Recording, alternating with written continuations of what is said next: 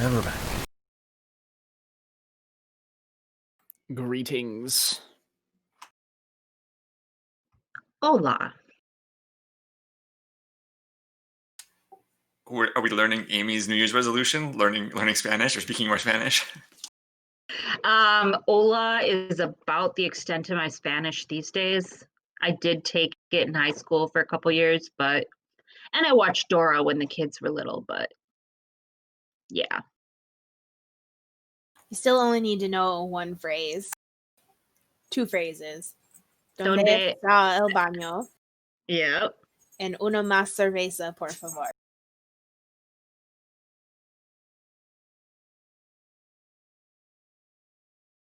Donde es el baño?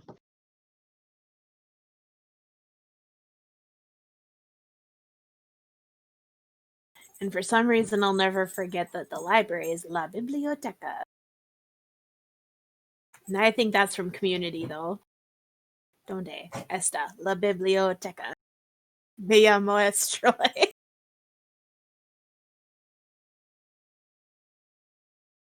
Oh, and I know that mariposa is butterfly. I learned that from Dora.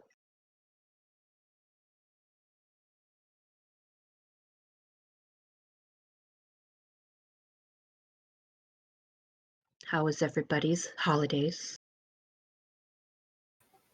Quiet. Right.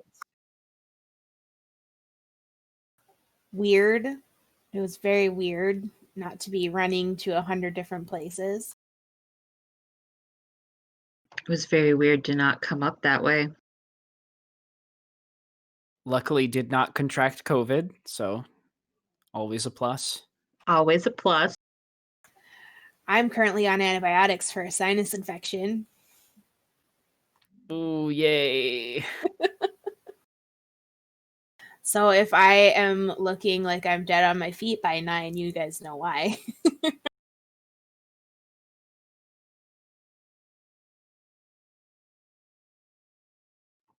I had last week off. I went back to work today. It sucked. Same.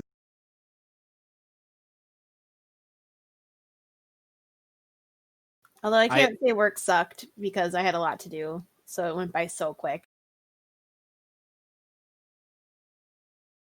I at least got last Friday off. That was something. Were you off the week before, though, for Christmas? Well, not from work, but because I took PTO all that week and was able to leverage the whole my family lives out of state and I haven't seen them in a year angle to let me take some time more than normal.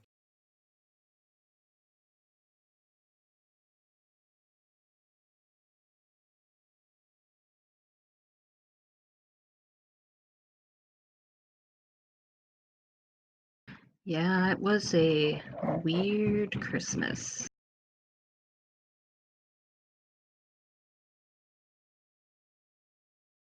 I did get to convince my parents to go drive around and look at the Christmas lights. Because, I spent 3 weeks putting the whole challenge together and didn't go and look at any of the lights once until Christmas Day. At least you knew where all the good ones were. All right. Was there voting for the city or anything? Yeah, so we actually joined up with Duluth, Hermantown, and Cloquet for a 4 citywide face-off. And we lost by 300 votes in Superior for best city to Duluth. Boo. But one of our properties won the Masters division. So. Is it somebody that always wins? Well, to get into the Masters division, you have to have won previously. So, yes. How exclusive. Well, yeah. It's the house by Culver's that has a car with a Santa lit up inside, and you can walk through their property. This year they made their garage doors look like snowmen. Very cool. Yeah. Is it one of those with enough lights that they can see it from the space station as it flies over? Kinda. There's actually a couple of properties in Superior that did that. One was the old owner of People's Drugstore, and his display was amazing, and he ended up because each donation or each registration for the Superior side, our ambassadors donate $5 to a local nonprofit, and he matched our donation. So it was fun giving a $380 check to the nonprofit. So that was good uplifting right before the holidays. When you said see it from space, that just reminds me. Why is the floor wet, Margot? Christmas Vacation? Yes. I Been a watched long that time on since I've Christmas. seen it. I didn't watch any like Christmas movies. Not even Home Alone. Not even Home Alone. Amy. I was gonna watch the He-Man and She-Ra Christmas special, and I just didn't.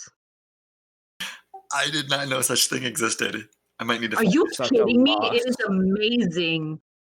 I think my family might have that too. We used to have it on VHS. My mom taped it. It's from like 1985 or something. But you can find it on YouTube. It's like 45 minutes long, and that's where my favorite Skeletor gif comes from. I do not like to feel good. I like to feel evil. Is that the one where he's leading around those kids? And you're like, wow, Yep, Mr. and he's Skeletor, carrying you're the real dog. nice. Now. I am not nice. Or I am not kind. What is it? It's like something, I'm not kind, I am not nice. But then he totally blows up Hordak's ship to save the kids. And that's when he's like, I don't like to feel good. I like to feel evil. I think He-Man is on Netflix, and a couple years ago I tried to watch. I'm like, oh, let's just throw this on and see what it's like. I couldn't even make it through like a full episode. It's so bad. Like it just doesn't No, hold up. it is the old stuff is so bad. You have to watch it with a very perverse sense of enjoyment. Or Although I drugs. remember 2000s something reboot was all right. I vaguely remember watching that as a kid and enjoying it. I've not seen the reboot at all. And the She-Ra reboot, very good. Enjoyed that. She-Ra one was really well done. I only got through the first season though. Sierra watched all of it though. My favorite part was Seahawk. Do not light this one on fire. No promises. He is very fun.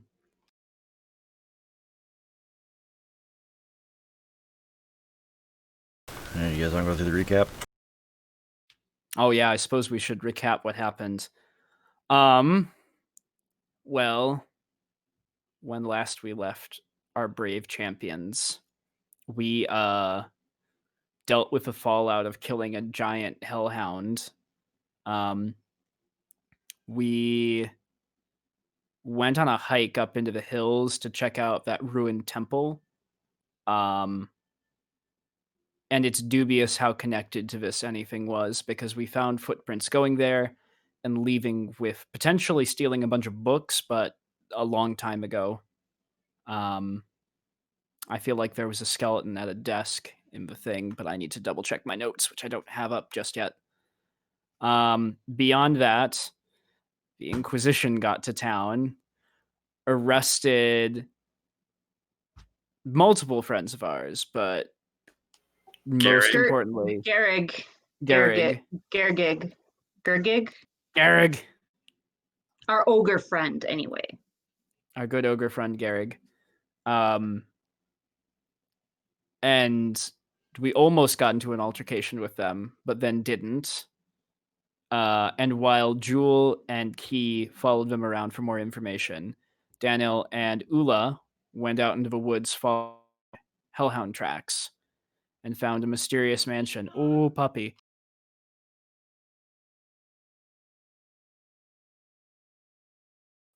No. Sorry, I was.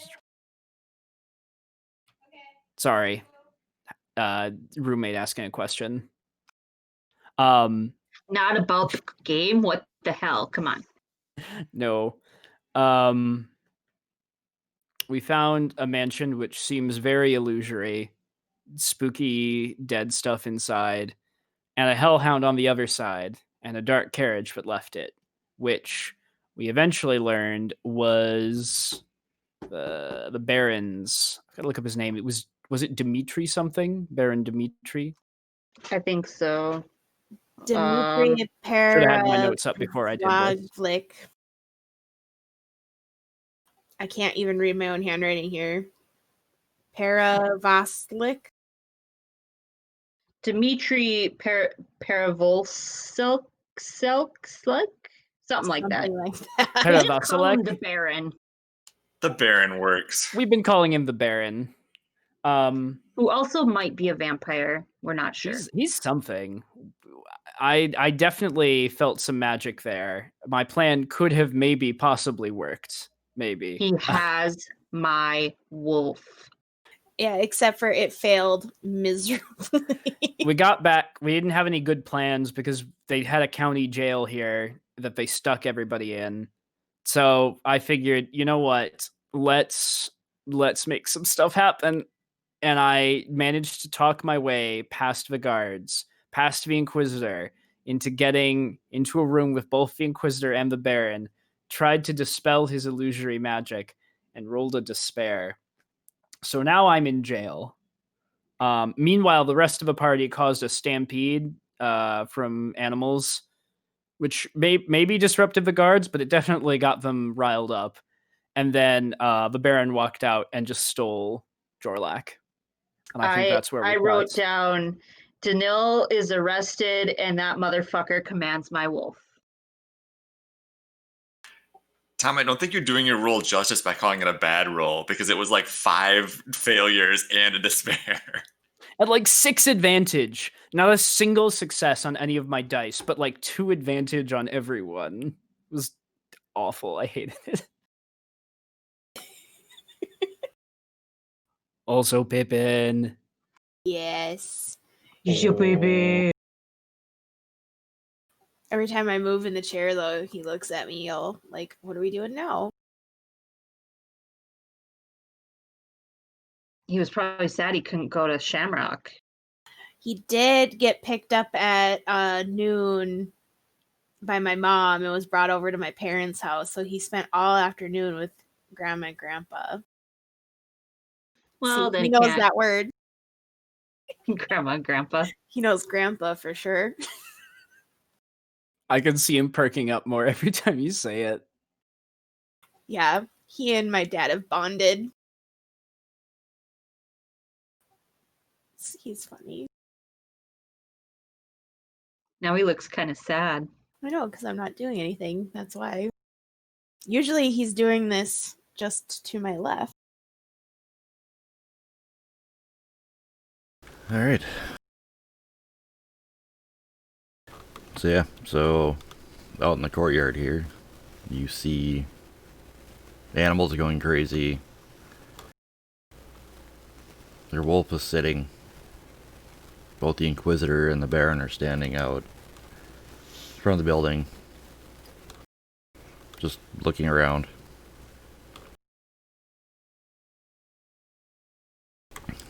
A lot of the animals have already been dropped by the Inquisitor's guards, as well as some of the city guards. A lot of them have been taken down with arrows. A few larger ones have been speared, impaled as they were trying to charge into some of the guards standing around. So it made no difference. Well, it might have made a difference. Maybe. No, unless while this was all happening, Danil somehow got everyone out of the jail because he's the only one inside during this plan to try to distract. Was worth a shot.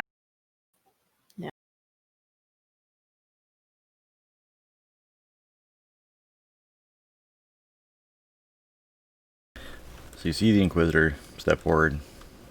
You all need to get this under control. She turns, walks back in. The Baron kind of looks around. Looks at Jorik. Come. And without hesitation, he goes with him. No! Jorlak! Come back! And they go back into the building. Well, now that motherfucker has to die. He stole my wolf. After everything I did, I have to rescue him again. So Danelle, while you're sitting in there, you hear all the commotion outside. After a few minutes, you see both the Inquisitor and the Baron come back through the doors. Following the Baron is Jorik. Like a happy little puppy. Well, that doesn't bode well at all. Can you just spell the thing on him? Do you want me to try? My track record is not Actually- perfect right now. It's probably not a good idea right now.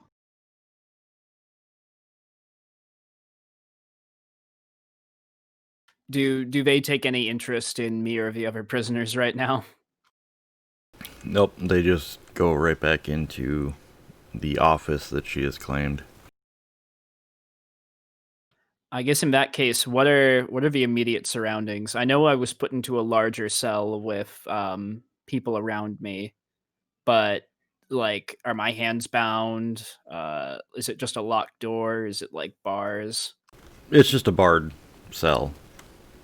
You weren't bound. They just basically told the guard to toss you in there. So yeah, I mean, you still have all your equipment. They didn't say, hey, take all his gear. It's just throw him in there until we deal, basically can find something to do with him.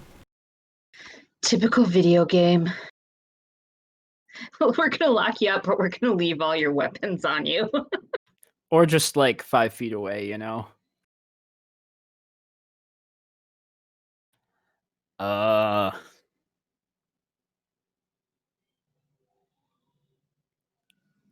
I'm not quite sure how I want to play this just yet. Okay. Are there guards regularly posted outside, or like are they a ways away from us? There is one guard that's standing outside the door separating kind of like the main room and where you guys are. Otherwise, most of them are outside.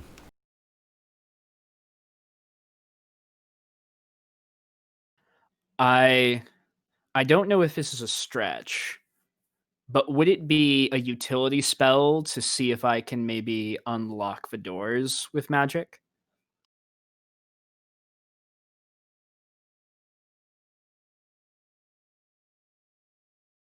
You can always give it a shot. All right. Would I want to make a verse check then to do something like that? Yes. Okay. In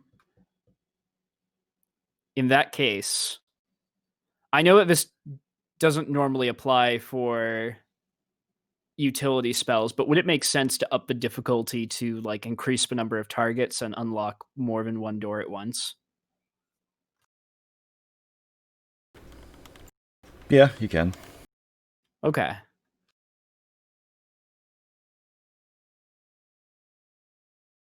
So it'll be a hard verse check. That's just to get your lockpick. Trying to push it out more, or wait, no.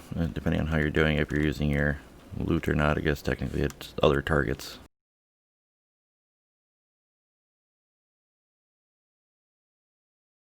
It would make sense to use my loot and not gain extra difficulty, but I'm not sure I want to bring that much attention. I think I will quietly whistle this magic out. Okay. So then it'll move up to daunting. Makes sense.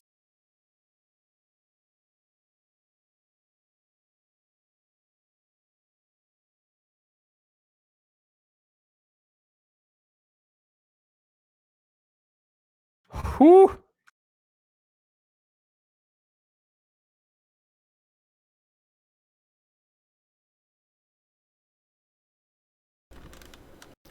So as you're quietly whistling this tune, you hear from the door in the cell that you're in. Kind of moves open. And then you see another one pop open.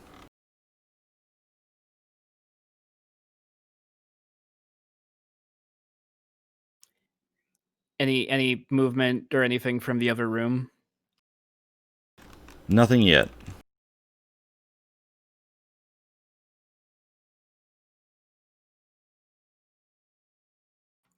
How many cells are there full of people at this point? 3.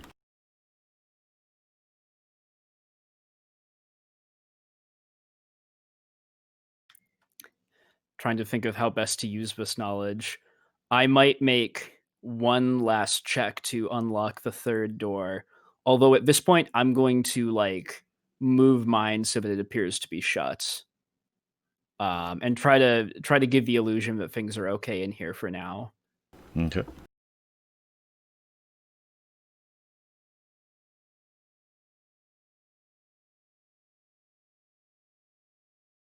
Since there's no other target and you're not increasing it, it would just be a hard. Hoo hoo hoo hoo!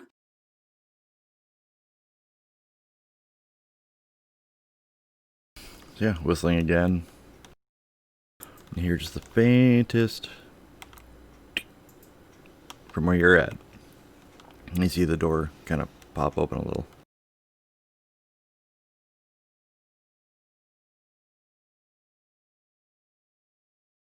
It's the one that Girag is in.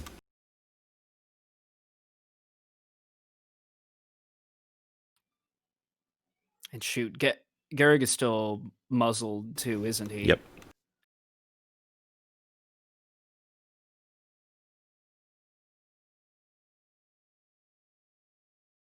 I think Daniel's gonna try to whisper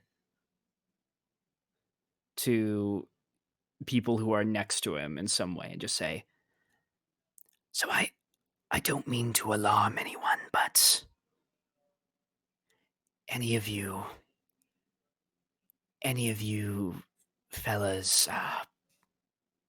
read and write? I know it seems like an insensitive question, but I haven't been in these parts before. Don't know what the place is like." You get. Yeah, I can. From That's like good, most that's of them. That's good.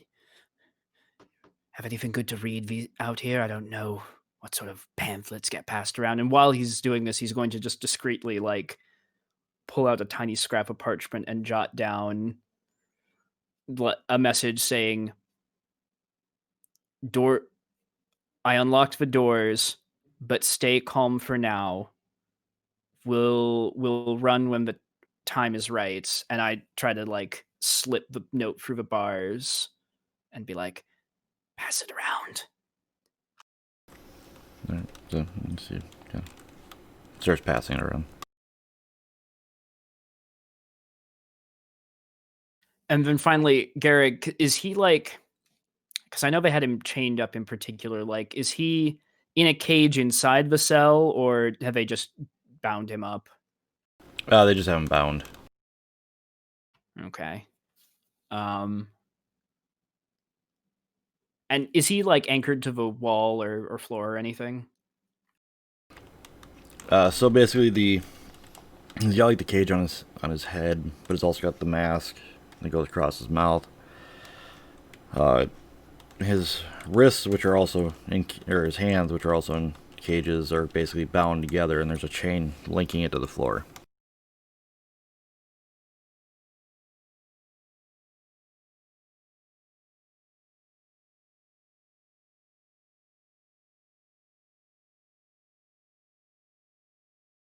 Well, let's see. Let's see if third time will also be the charm. I'm gonna see if I can unlock the shackles.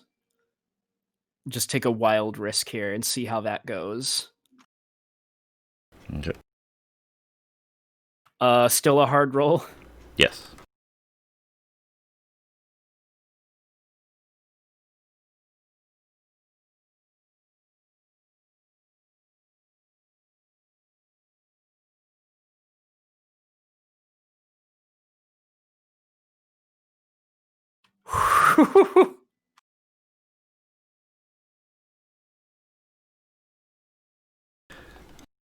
So this one being a smaller lock takes a little bit, but you see it pop.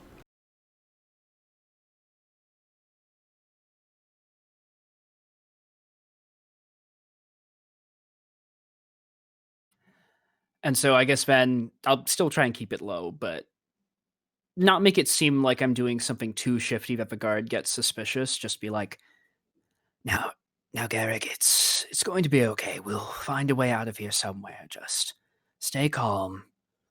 Follow my lead. We're just going to stay in here for a little while longer, but I know for sure we'll be out of here soon. Don't worry. And just try to keep him calm while I think of what next. And then honestly, if we want to cut back to the rest Yep. of the party.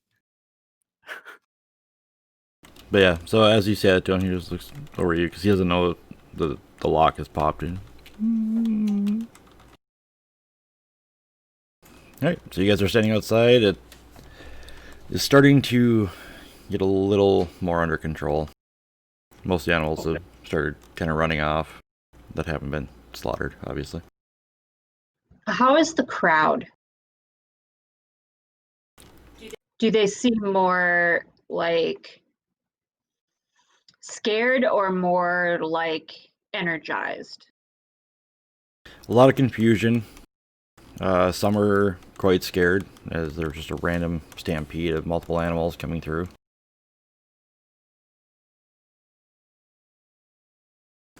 Yeah, some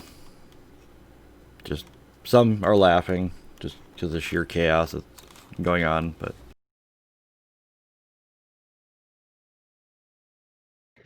Well, all right. Now, what does it look like up front near the where they went inside, guards wise? How many am I looking at between me and the door? so before there was only a few that were there. Now there's probably about 10 in kind of a U shape around the entrance.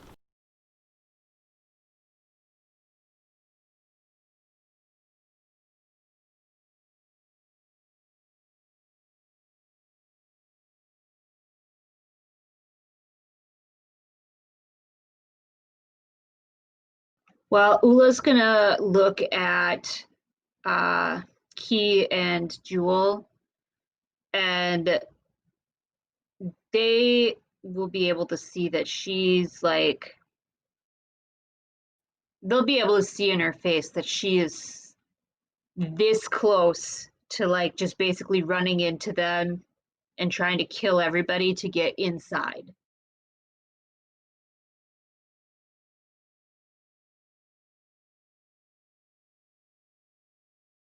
You're Can't hear muted. you.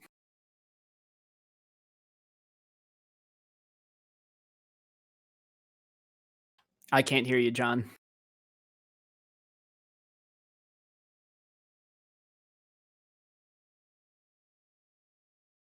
Is that better? There we go. Has enough time passed that we know that things didn't go well for Daniel? Had it been too long that we know, or could he still be all right? Well, he could still be all right, but yeah, he's been in there for quite a while.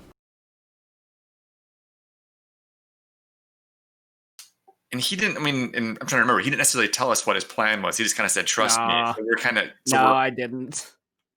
I'm not trying to throw you under the bus. I'm just trying to like think this through. Like, what does my character really know? I threw here? myself under the bus.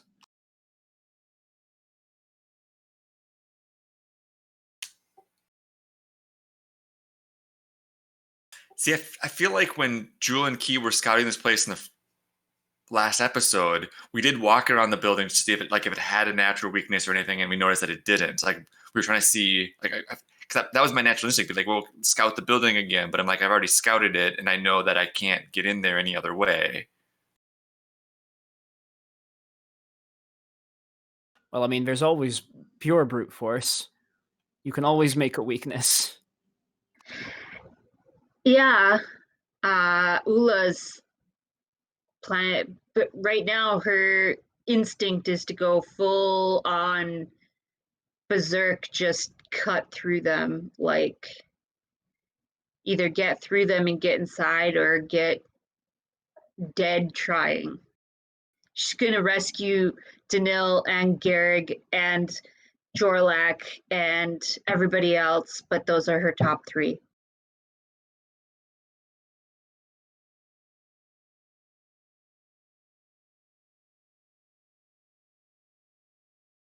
Key has absolutely no idea how to react in this situation because she doesn't want to just incite violence here, but so I think That's kind of why I was asking, like, the crowd reaction, because if the crowd if we think that the crowd, or maybe the crowd would join in. Time to give some inspiring ambi-level speeches. Yeah, you're locked in a cell. Who's got I mean, the- you Ula guys. does not have that. what would that even be? Charm? Charm or leadership, probably.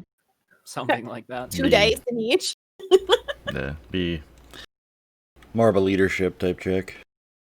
Well, time to flip some pips, I guess.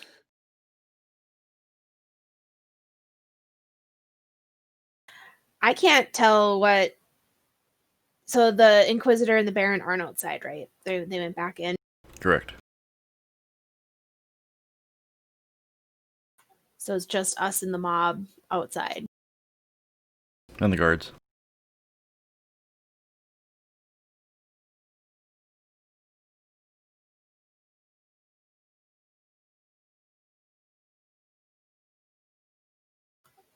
I don't know. It's not in her nature to just like all out.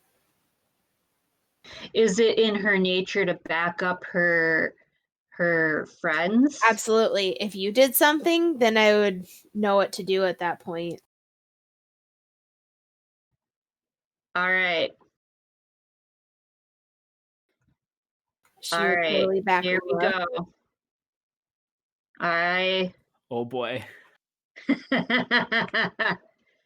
All right, let's see. So activating a heroic ability, is an action, or is it It's a incidental.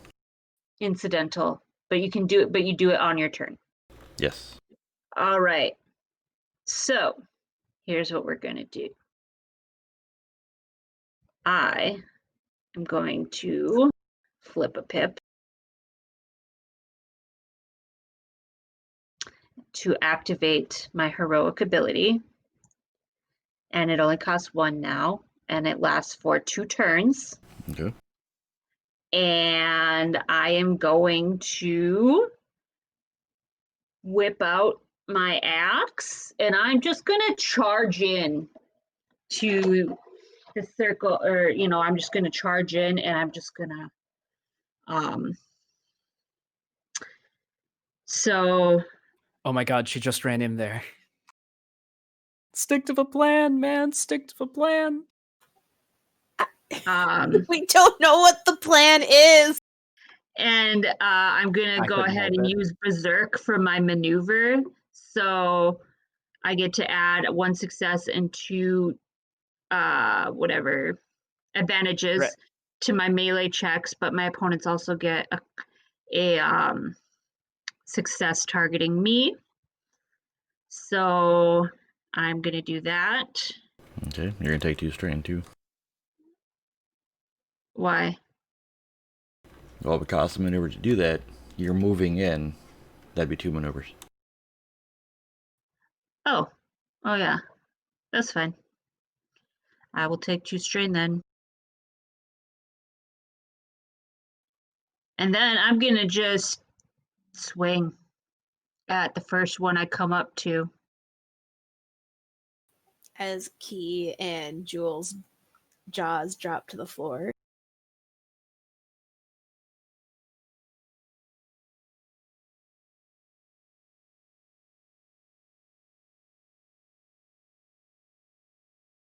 And what is my difficulty? It's just It'd be average to average.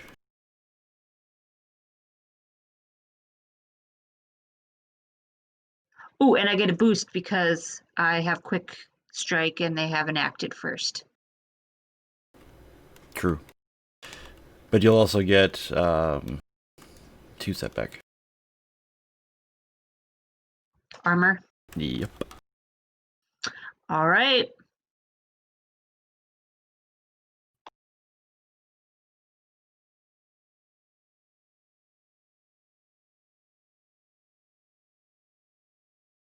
Ooh.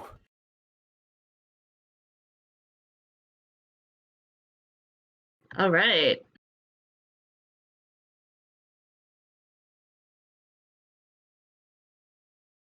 I don't, let me just double check here.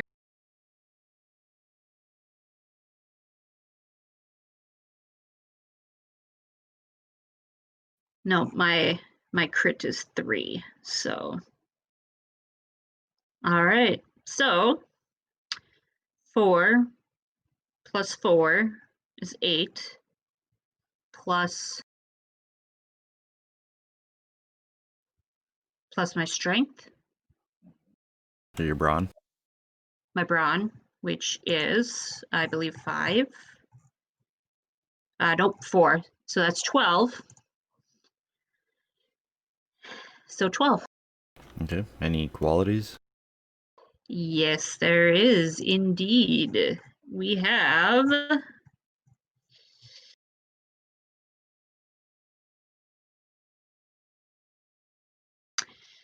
it is cumbersome. Oh, you don't care about that. Pierce 2, vicious 1.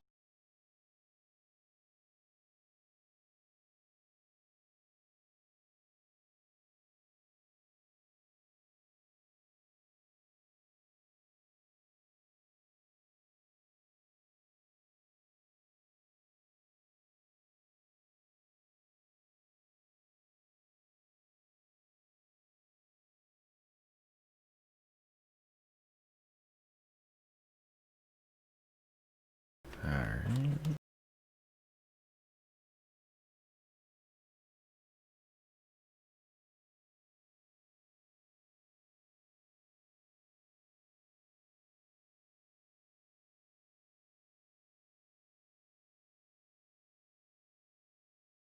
She just ran in going, "Ah!"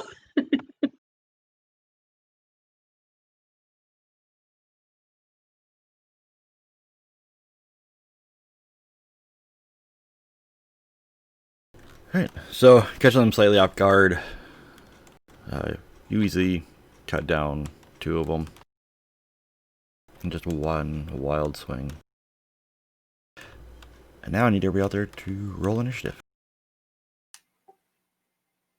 Man, poor Rick, who's one of these guards. Like, it was this 1 more week left until retirement. He just was doing his job, and Ula just comes running in and cuts him in half. So would that be cool since we watched Ula Berserk, or is it Vigilance?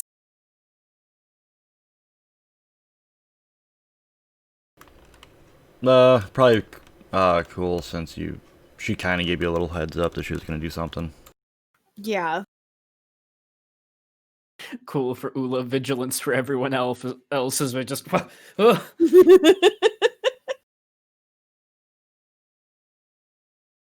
And I'm not rolling yet, correct? Correct.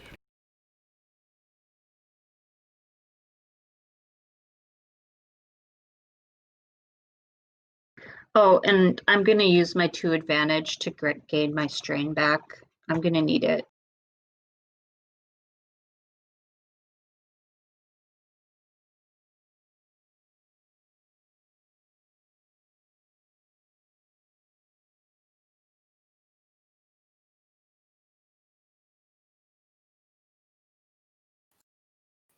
Keep stupidly exiting out of the Genesis book.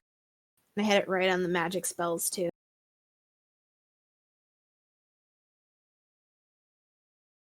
All right.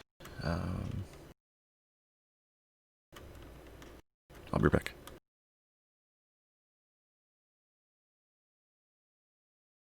Are we taking a break? I think he's just grabbing something really quick. Okay. I might run to the washroom real quick, though. Go Since for I it. should not have to act right away. Yeah, we're gonna take a quick break then. Yep, I guess so.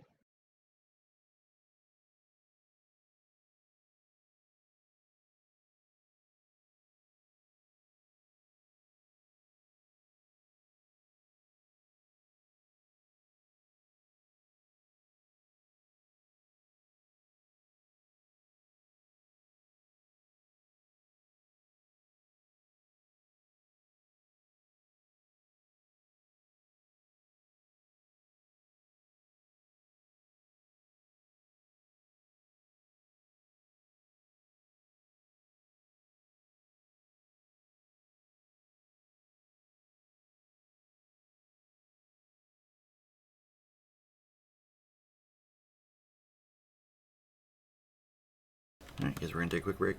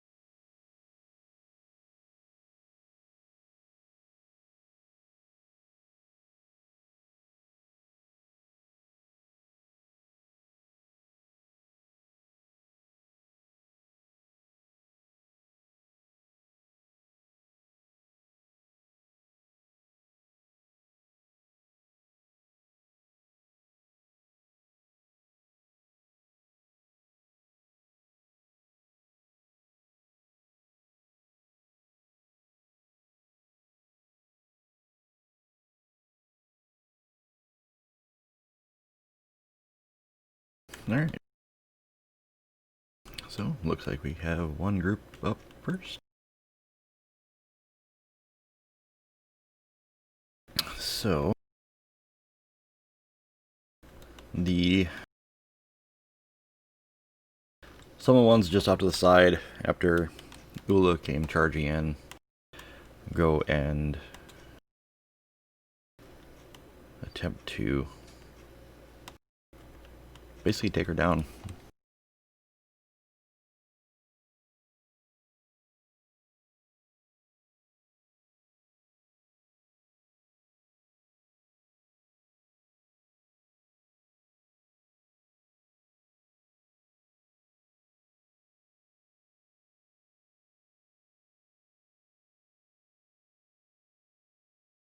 Alright, and you said they gain One success.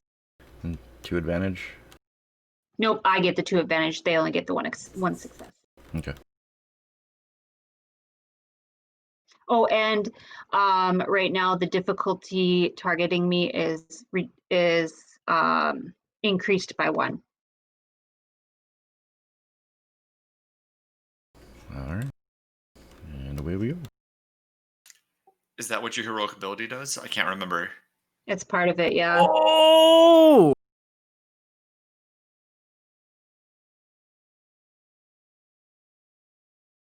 Alright, and so your heroic ability, I believe, makes you immune to damage.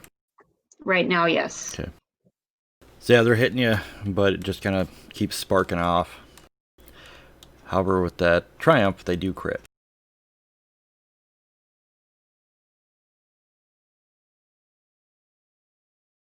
Alright, let's see. What this thing?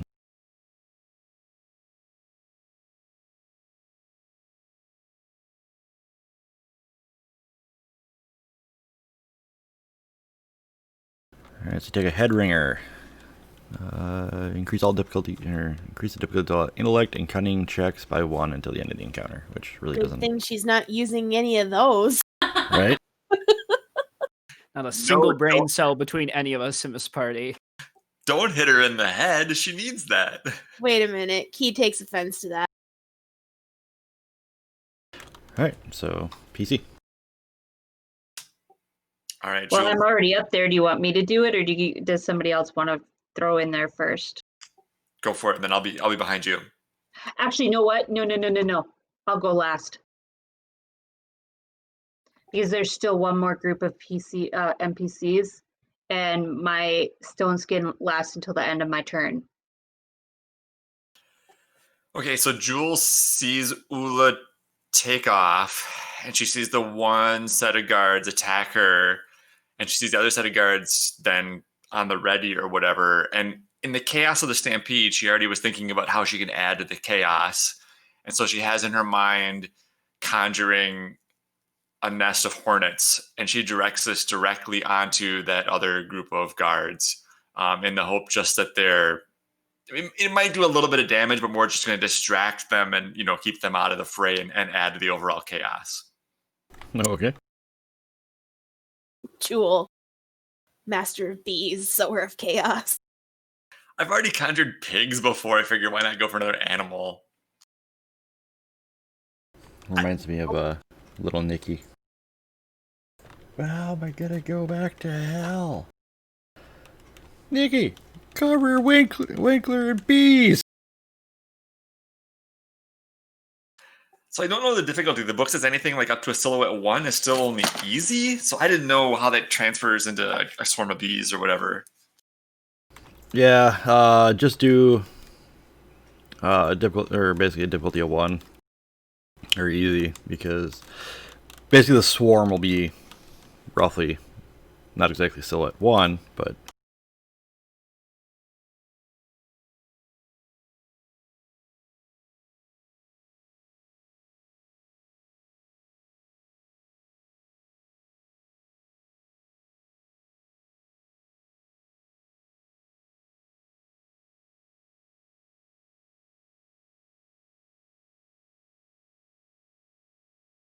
alright. Well, you got 2 advantage, so you can basically get rid of that strain. Good idea. Alright. So we'll do for that, because they're more of a distracting thing, is that'll give them a...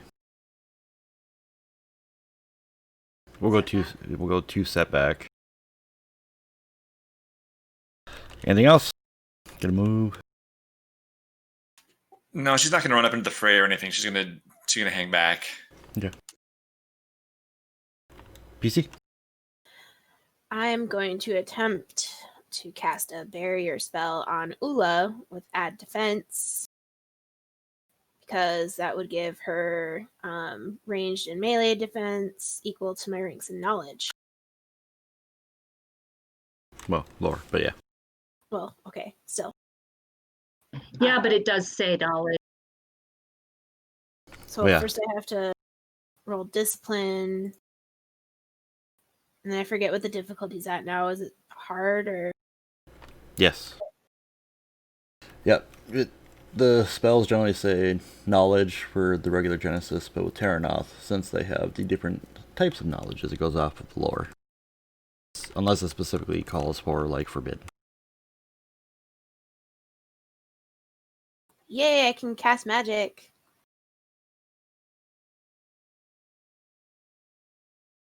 Alright, so since it's only one person, the difficulty would still be 2, right? Because the difficulty mod is 2, or is it 3? It should just be increased by 1. So it'd go up from easy to average. you protected. No, you're not. I didn't get a success. Nope. Damn it.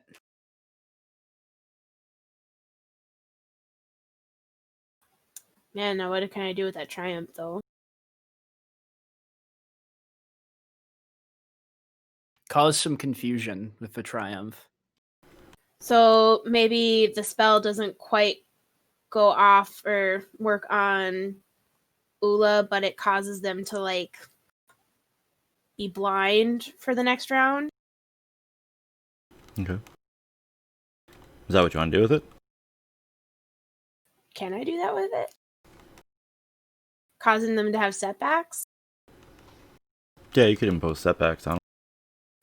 Yeah, I'll do that. It Okay. misfires, but it blinds them. Alright, so yeah. You see a big crystalline shield start to form and then just kind of bursts, which causes them to kind of jump back, and just a blinding light flashes out towards them. Anything else? No, I'm not going to get into their line of fire. Alright. Goes to the second group, which be the one that she's already cleaved a few of them out.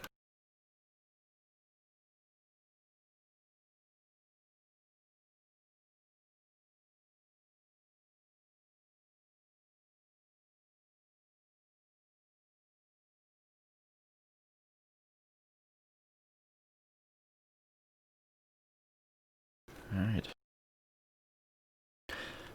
So, trying to blink past the blinding light that basically blew up in their face.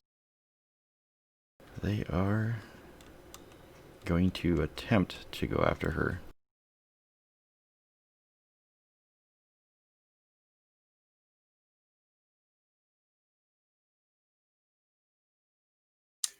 Is this the same group that has the bees too, or is that the other group? Nope, this is the B group. Was it like 4 setback? Yep. But they get 1 automatic success. It's not going to do them any good. My thing is still active. The only thing that'll help is if they rolled a triumph, which they didn't. So yeah, so try as it might, it seems more like as they're just kind of thrashing around, you can feel the impacts of their weapons, but it doesn't do anything. Right, PC? All right, well, I'm going to take Another swing at the group closest to me, the B group.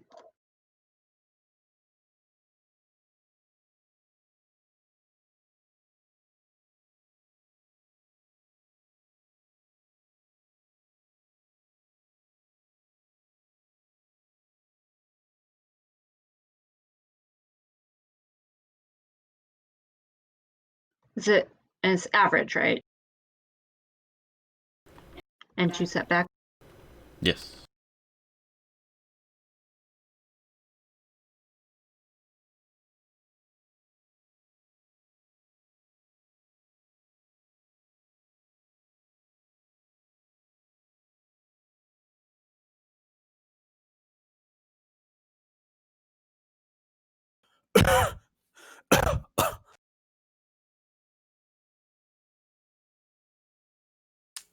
Wow.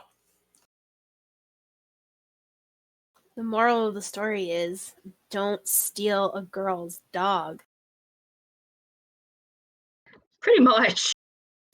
I mean, I would definitely have the same reaction if someone stole Pippin in front of me, so yeah. I mean, honestly, I'd have that reaction if somebody stole one of my cats too, but obviously she doesn't have a cat in the game, so.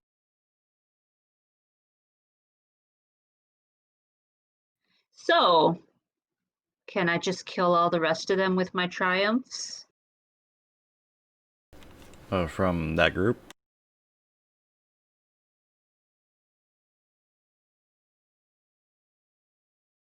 You cannot kill the full group with 2 triumphs. Well, how many can I kill? What's your damage? 11?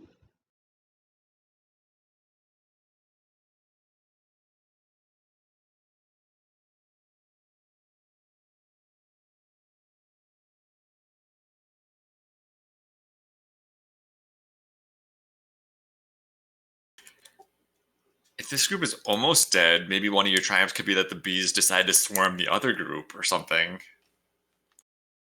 You wave them all over with your axe.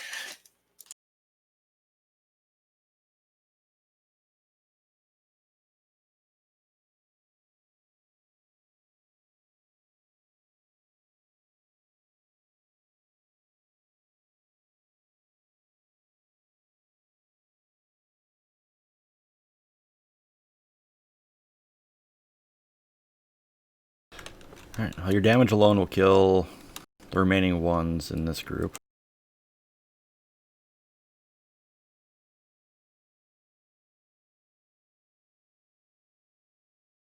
So yeah, you've got 2 triumphs you can use. How many can I kill in the second group with 2 triumphs? 2. How many are there? 3 left after that? Yes. It's probably a pretty good deal. Yeah, I'll do that. Okay.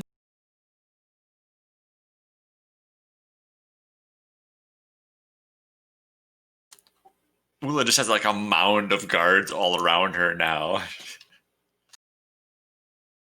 She's just whirling and twirling and axing, and she's got blood all over because, it's pretty messy to hack people up. I just imagine at the end of this swing that she just kind of, puts her head back and roars. Yeah, pretty much.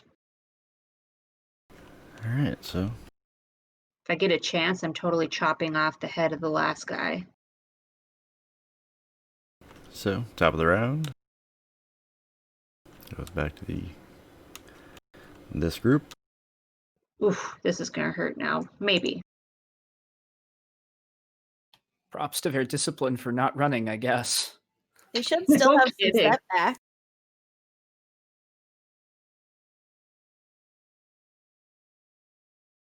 Hopefully.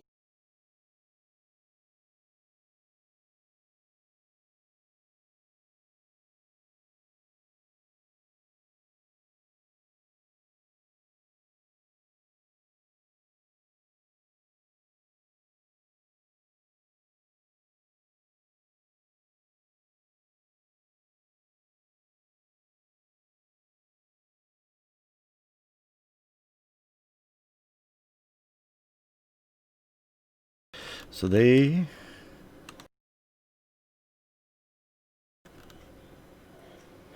Yeah, they go in to try to stop Ula.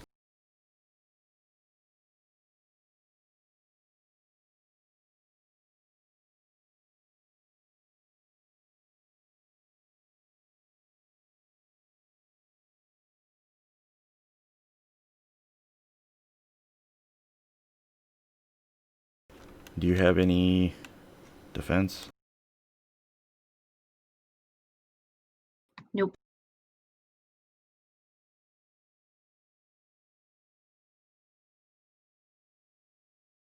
Not even with your bone armor? I never actually got it. Was more decorative because we It's never cosmetic actually worked DLC. out. Yeah, we never actually worked out any like extra. Alright, so they do hit.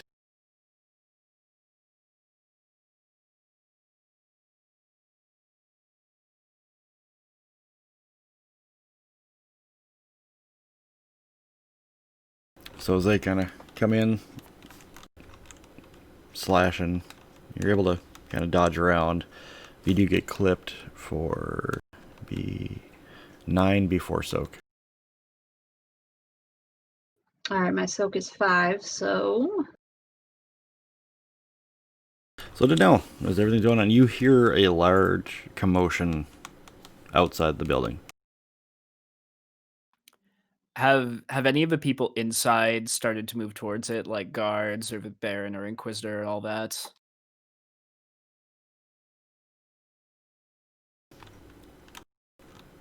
Not really. The one guard that's outside the door starts to kind of head to the door, and you can kind of see where the Inquisitor and the Baron are. Just kind of turn and look.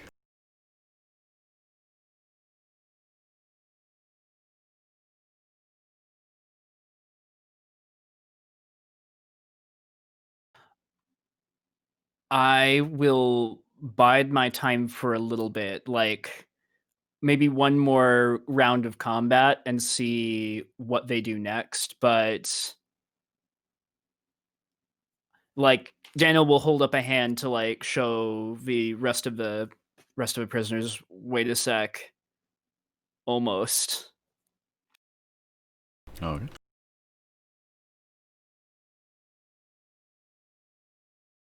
Okay. So let me go to PC. do you guys want a shot at it, or do you want me to do it? I feel like Ula needs to keep raging. I'm okay with All right. letting Ula get it out.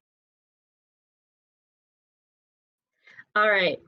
I'm gonna go ahead and activate my reckless charge. So I'm going to maneuver over to the other group. Well, I think I was already over there, but Yeah, right next to him. well, I have to use a maneuver to engage them. How would that work? Can I just back up and run back to them?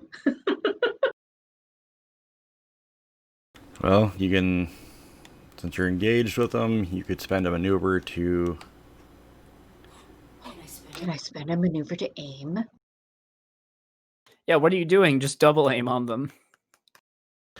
Yeah, you can aim with a axe, but if you want to use that, you'd have to spend a maneuver to go from engaged to short, and then another maneuver to go back into engaged. Oh yeah, that's right. Otherwise, I can't use it. Yep. Because it specifies that it has to be a maneuver to charge into them. Yes, it does. Well, nope. I'm gonna do it anyway. So I'm gonna back up and then I'm gonna charge at him again. So that's gonna cost me 2 strain and 2 strain.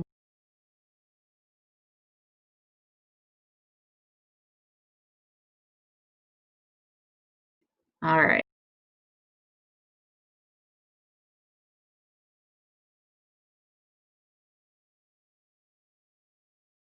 So now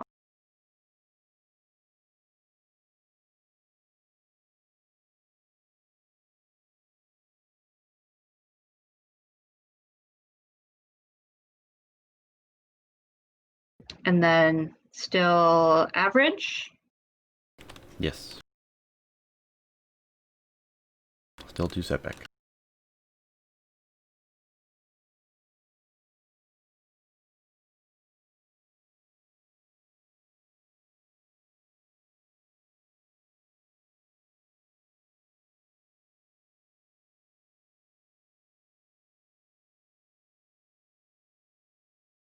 Okay.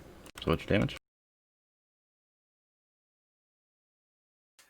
Does Ulu like stomp the ground like a bull or anything before she charges? Yes. Yes, she does.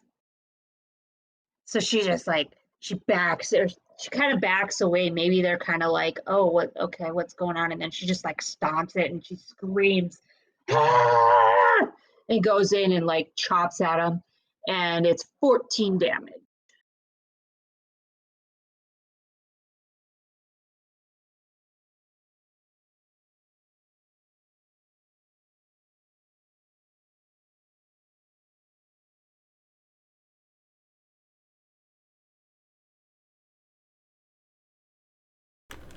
Alright, so as you charge in, swinging, you cleave 2 clean in half.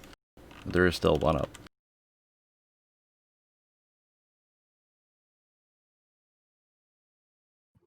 Well, I can't do anything about that until next round. So, Alright. Jewel, Key, anybody want to take him out? He's kind of just standing a little taken aback by what she's just witnessed. Just 9 guards, right? Yeah. And she's just covered in blood, head to toe. Did she take any damage? She took 4 wounds. Okay, A well, little bit at the end. I'm pretty sure Key's just gonna try to heal her. At this point, she understands this is a vendetta that's not hers. So if you want to go, Joel, but that's what I plan to do. Go for it. It doesn't matter. All right.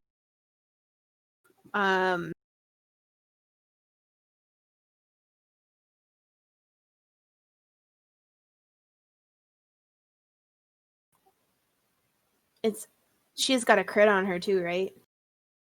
Yes. Would you rather I heal your wounds or your critical? Right now, my wounds, my critical right now is not affecting me because it's affecting cunning and intellect. Well, And she's raging. She don't care right now. pretty positive I only have an easy difficulty on this. Is that correct? Should be. Yep. Heal it all up, baby. Can her triumph also heal my crit?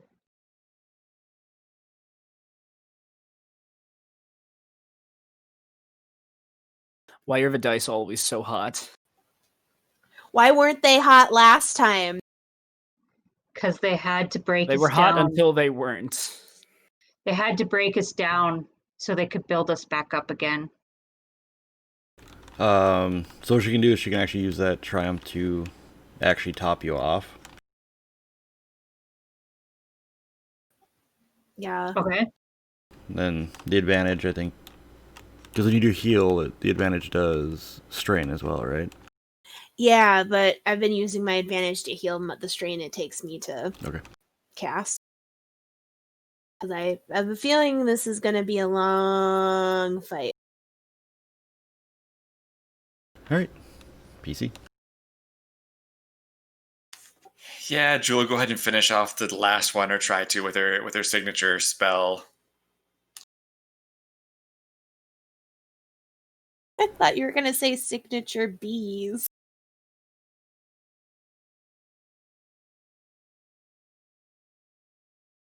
Alright. I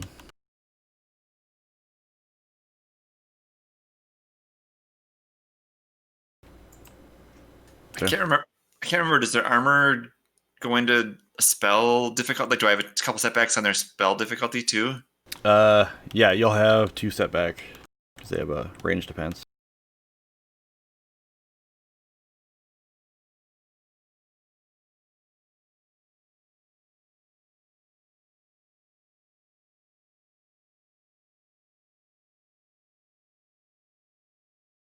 All right, what's the damage on it? Yeah, I gotta remember. I know it starts with intellect plus successes I think it's Yeah. 9. plus 4.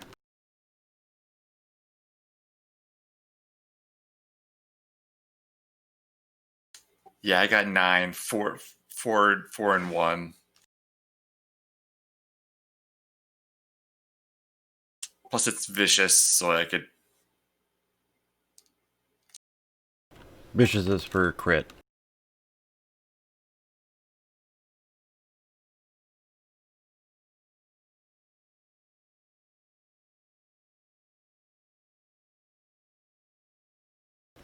I'm sorry, it's deadly, not vicious.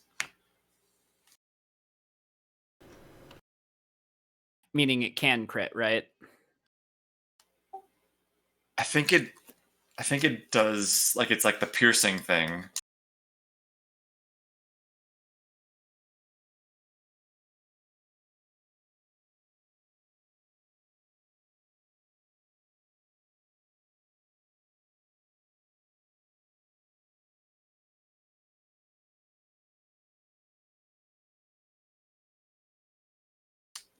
Two weeks off, and I can't remember how to play the game. Yep, so you get a critical rating of 2. The attack also gains vicious quality with rating equal to the character's ranks and knowledge, so aka your lore. Which is 4. Wait, ranks. I'm sorry, it's only 2. So yeah, so you got crit 2, you have 2 advantage. Yeah, they're dead. What does it look like when he kills them? For your signature spell. Can't remember what I know. I said something other weeks. I can't remember what it was. In this case, I mean, Ula's done like all the damage, so Key is almost embarrassed to like knock over the last one. You know, she launched a spell, and it's that gray green just power that emanates, and it just kind of hits him in the chest, and it's like the concussive blow of it that just knocks him out, kills him. Okay. Okay, hits him, kind of throws him back. Hits the wall, crumples. The ones outside where we're standing out front are now no more. How is the crowd reacting? Most of them scattered. That's fine.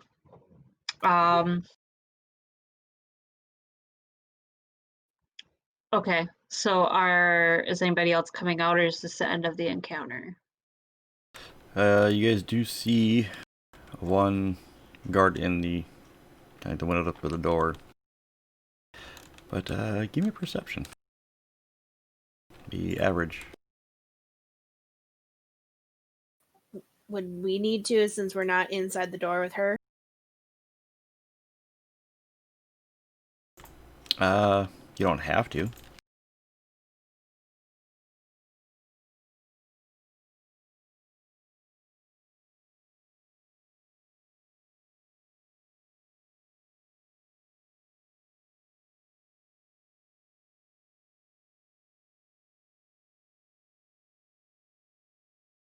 Alright, did Ula go into the door? Or is she still outside? No, I'm still outside. Okay.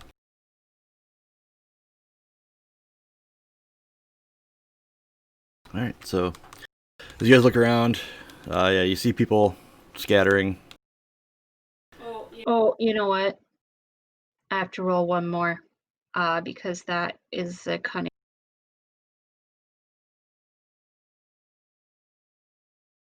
So that would make me 2 successes and 2 threats.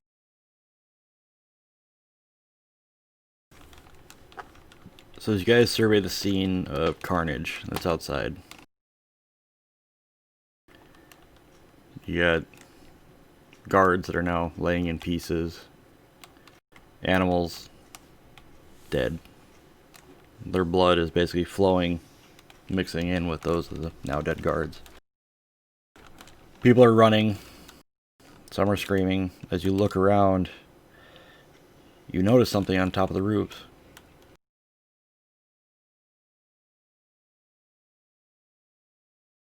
Snipers. You see archers that have been firing down into the animals, and they are pointing at you.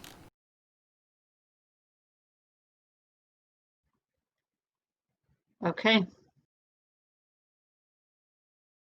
So is this the same initiative round? Go get him, Ula. Well, that's my question, because it's actually super important to what I do, if this is the same encounter or not. This would... It's still the same, but technically a new encounter. Well, it either has to be the same or it has to be different, because my berserk ends and I have to take 6 strain when it ends, and it ends at the end of the encounter. So I have to know how much strain I have. Well, that encounter would have ended with those ones.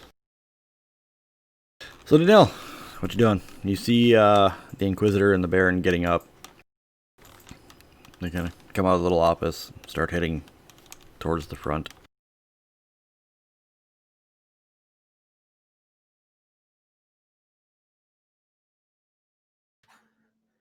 So, my dear captors, what on earth is going on outside? See him stop.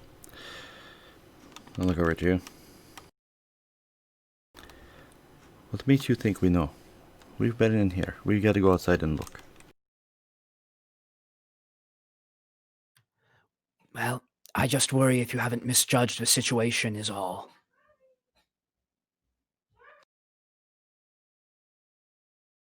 Just look at you.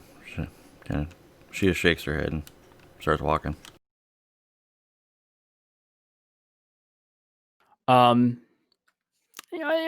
Let's just add to the chaos. I was wondering if maybe they would leave first, but let's just add to the chaos. Daniel's just gonna shout, "Everyone go!" and just gonna burst through the door, draw a sword, just hop into things. Why not? Why can't I take on 2 nemesis enemies alone? This is fine. It's fine. It's fine. With like a bunch of innocent civilians in the way. Yeah, this is great. Alright. What could possibly go wrong? Probably should have been stealthy, but you know what? Fuck it. We're going loud. Alright. So, as you yell, everybody run. Or go, now. You see the 2 of them spin around.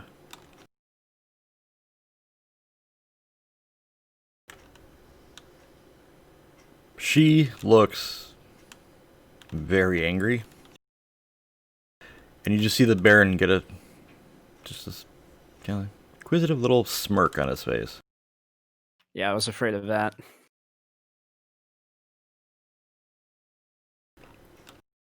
Alright, so we're gonna do, so I'm actually gonna clear these.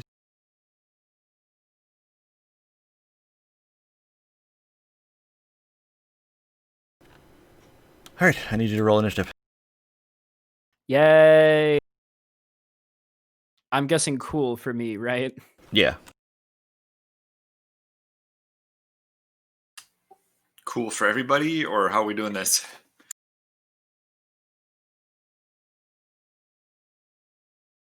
Right now it's for him.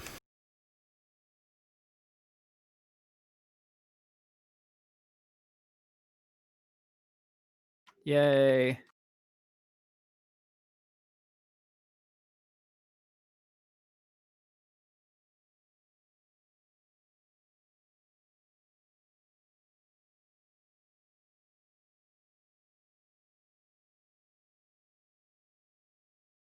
And look, you guys will be just fine with archers. You've all got magic. Like, sure, they have the high ground, but you've got fireballs and shit. And barrier spells. And barrier spells.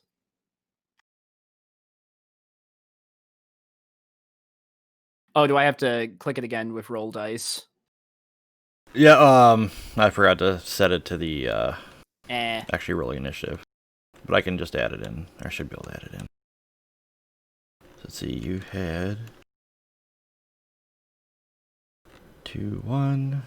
I understand how it works now. I don't like how he has like 3 and 1 in vigilance or cool or whatever it is. I'm just glad he wasted both of his triumphs on... No, wait, that's not a waste. Initiative? Fuck. What? At first it was like, oh man, it's so much fun when someone wastes all their 20s on initiative. And then I remembered, wait, that does a thing in this game. Oh no. Yep. 2 triumphs. The dice have always demanded blood. That's just the way of it. Yeah. There's always a cost. Alright, so Triumph usually gives a free maneuver or action. So for the first one, you see the Baron, within a blink of an eye, he's at you. So that was his maneuver. His second is he reaches out to grab you by the throat.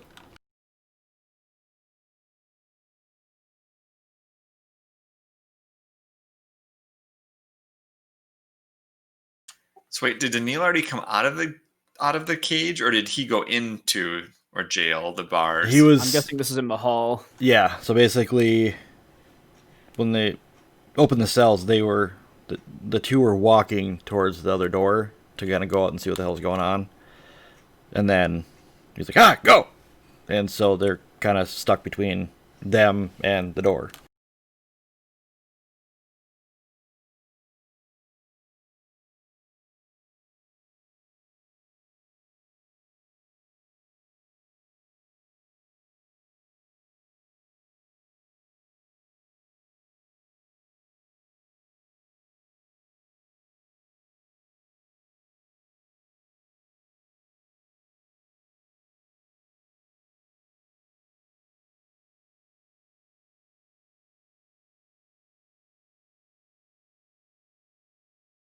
All singles, okay. So, he grabs you. And when he grabs you, you've never felt anything so tight wrap around something of you. Like, just the sheer force behind his grip is basically kind of freaking you out. Now, to actually go into... Oh, shit.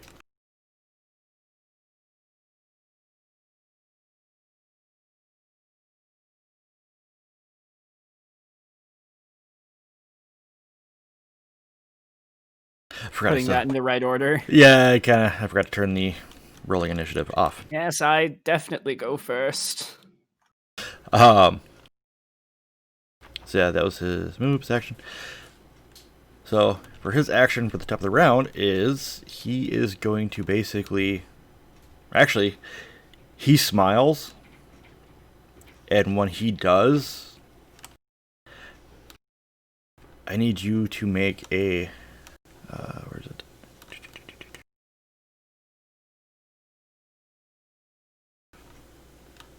Discipline check. That is going to be 2 red, 2 purple.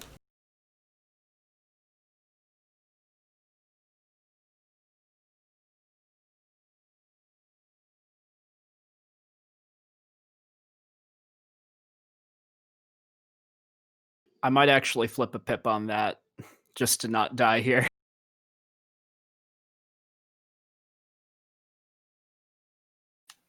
I think you're gonna get charmed and you're gonna become his backup singer. Alright. So right now you are terrified. As when he smiles, you see two of his teeth just in long. And for the most part, you are now staring into the face of death. And then you feel yourself being violently thrown. As he literally just turns, throws you through the other door.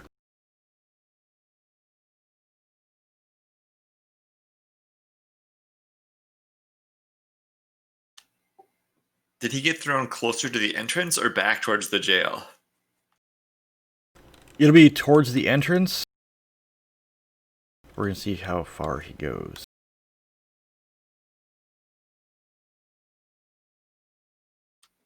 What's the airspeed velocity of an unladen goblin? Or no, not goblin, cobalt. Take 10d6 damage for each square I fly.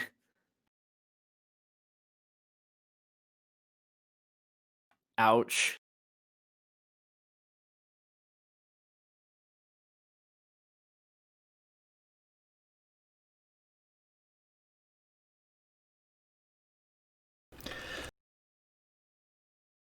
Alright, so you're going to take, you're fortunate, only 6 bludgeoning. Or basically bludgeoning damage, 6 damage. Before soak. As the door that they were heading towards shatters, and you smash into the actual entrance into the building. You don't go through, but I mean, it cracks. Ouch.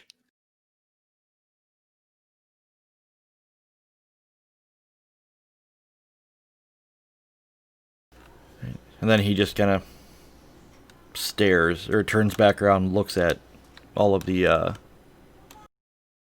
just regular people that are there. And just stares them down.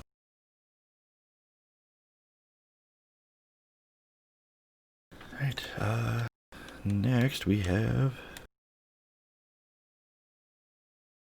the Inquisitor.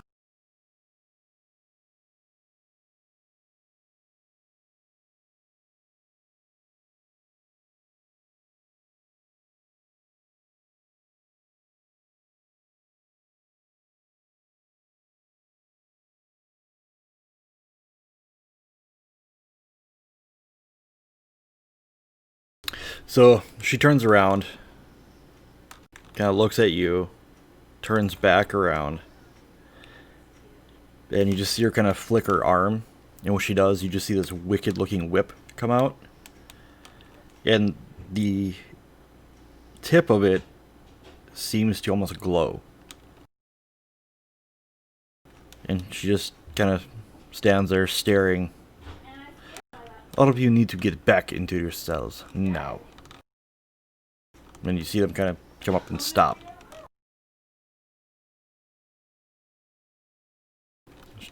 Kind of looks back. Do you really want to continue to play?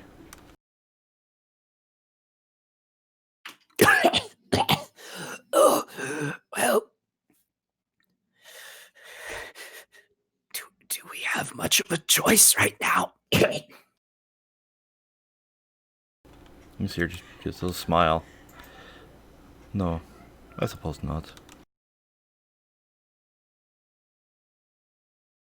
Alright, goes to you. So, does terror prevent me from acting or simply impose setbacks on me? I think it's just a setback.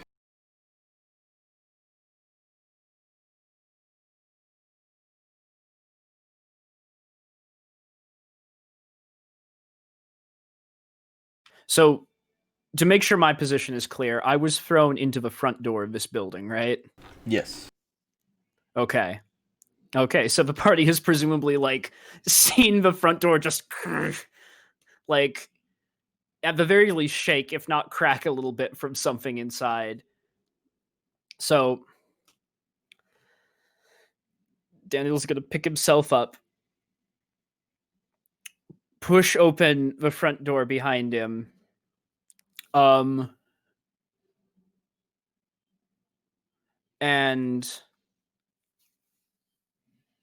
try to figure out what in the hell is worth doing at this point. I don't have the strain left to cast willy-nilly right now, so Daniel's gonna maneuver in to engage with the Inquisitor at this point. I've got wound. I'm fine. This is fine. This is fine. It's fine. It's fine. Daniel's gonna move in to engage with the Inquisitor and take a swing. All right. I know she's not the main target, but But I might hit. you did open the door. Yeah, I'm gonna open the door behind me if I'm allowed to, without I don't know, spending in my maneuver or action. Yeah, no, it's simple. So at least people can see, and there's a clearer way out if I manage to draw the attention of these two. Yeah. So yeah, I'll engage with the Inquisitor and take a swing.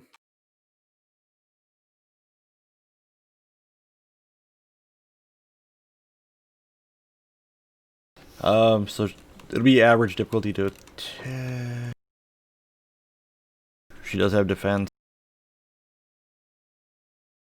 How many setbacks is that total? 1. And then none of the purples get upgraded, right? Not for her. Or wait. It goes up 1. I had to ask. It was not where it usually is on this one. Down towards the bottom.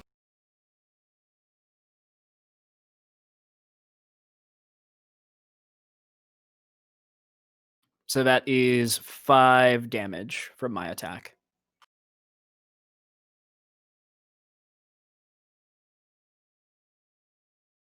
As I just sort of run forward, duck under the whip, and do a quick slash at her leg.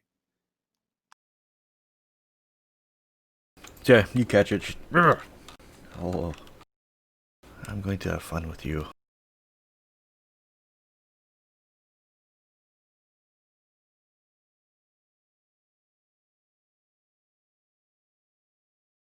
Alright, let me record it. Alright, so everybody outside, you guys see, other than, all the archers up on top of the roofs, counting them, there's probably about 8 up on the roof, sitting up around the courtyard area.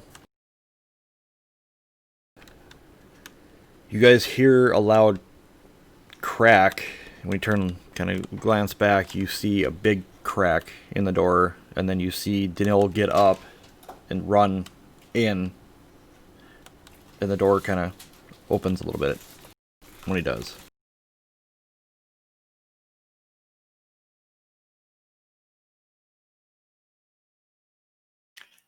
Is the roof flat or is it at an angle? A lot of them are at angles.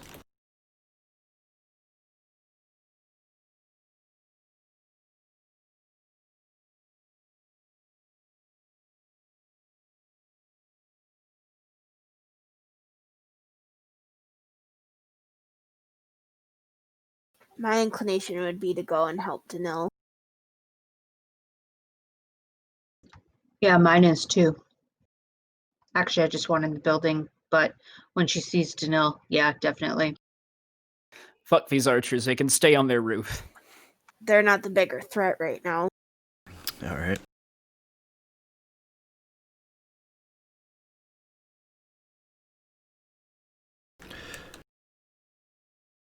And we don't have a mass stun.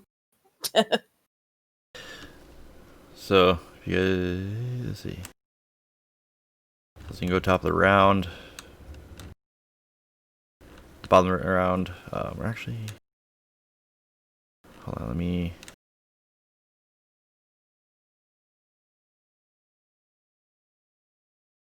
Alright, go ahead and... If you're gonna do anything, roll initiative. I can place you guys in...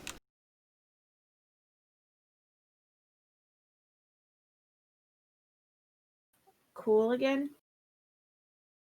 Yeah.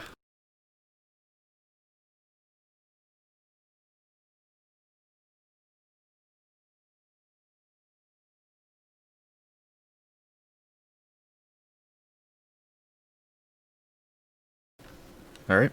So then we're gonna go top of the round. PC.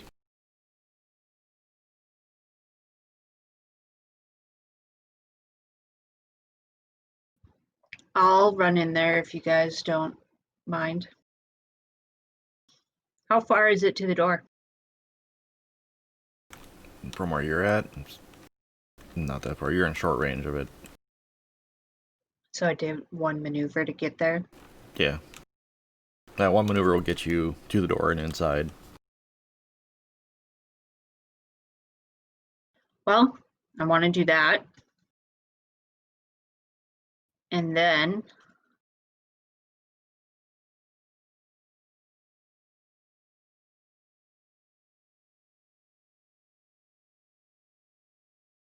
I'm going to spend my second win to get a couple strain back.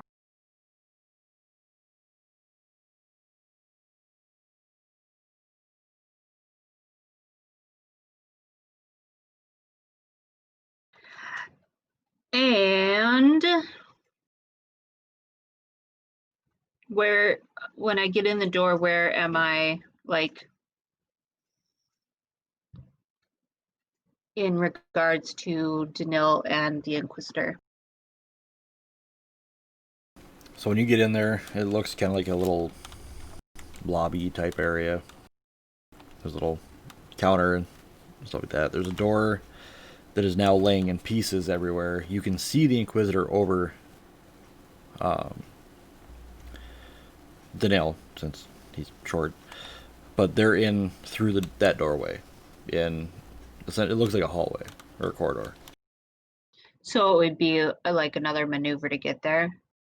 Yeah. Shit. Okay.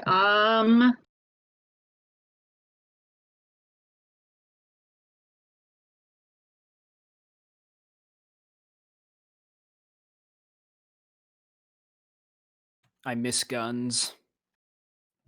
Right. Cyberpunk. I'll play it. All right. So I think what I would like to do is okay.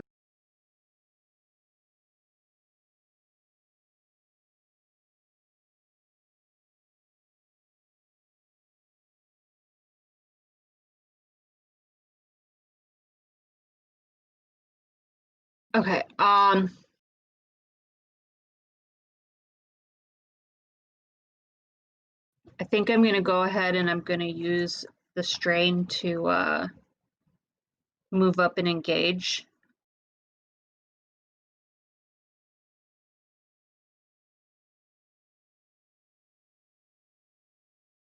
And I'm going to take a swing. Okay. So basically, you're gonna pin Denol between you and her. Because he ran back in. Okay. That's all I need to know. I'm gonna swing over his head. I don't like the way you phrased that, Joe. I don't like at don't- all I don't any like of the it things you said either. there. We're just engaging a foe at the same time. It's perfectly fine. It's fine. Ordinary combat.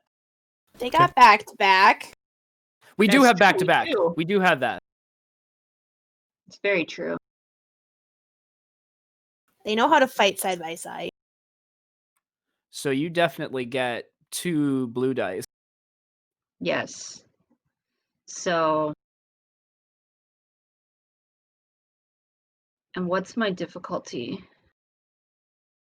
Average with 1 red, I think. Yep. And 1 setback.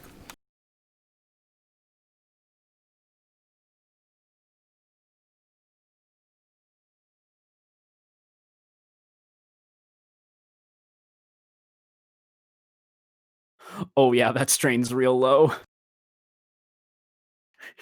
We need killers. No. No.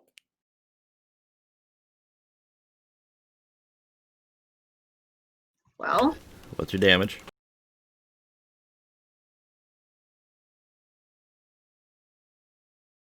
$11. And I'm going to take my 2 strain from that advantage. Might not help, but I'm going to do it anyway. Keep yourself conscious. Yes.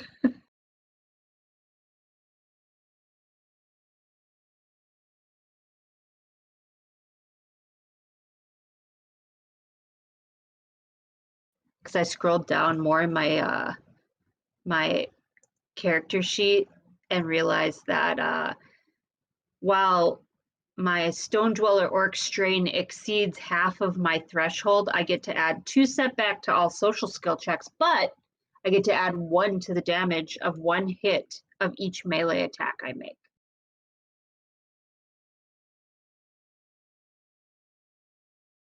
Fun.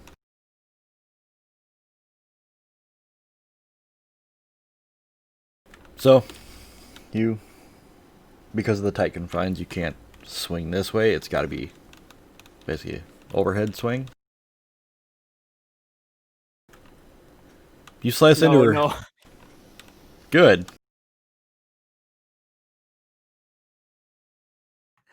No, not this. Not like this. Danelle, you're taking 5 damage before soak. Oh, that's actually not that bad. That's not even worth parrying.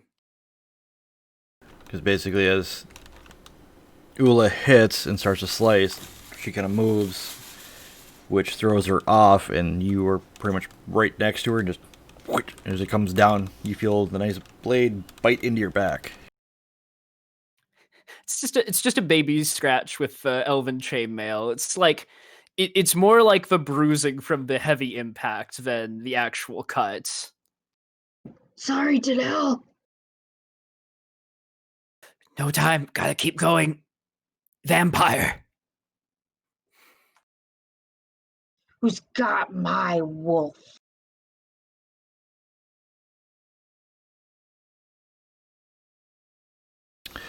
All right, you see her kind of spin around the Baron. Get on the other side. You see her hand start to glow as she slams it onto her chest.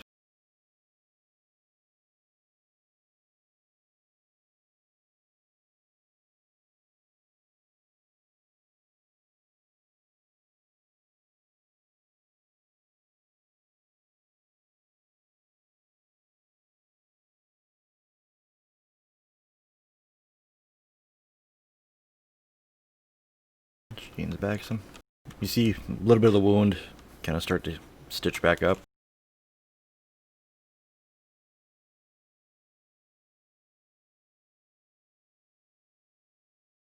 Alright, that was her. Alright, PC. When you use the English muffins as your pillow. Oh. When you make a complete mess of your bed. That's hilarious that she's on the English muffins. I'm sorry. That's so good. Yeah, he's a weirdo. All cats are weirdos. Oh yeah. All right, well, PC slot, not mine. I mean, I could go and try to heal. Yes, please. Do you want me to heal Ula's strain or heal Danil's wounds? Both is good. Can you pick an additional target? Why I could I could. not? I'm trying to figure out how much that'd be. I mean, if it feels like it'll reduce too much, then just pick one of us. I feel like either one of us is a good case because my wounds are not severe yet, but both of us are low on strain.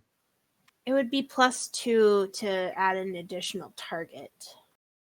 Yeah, it's probably better to just focus on one of us. I don't mind. I don't care who it is.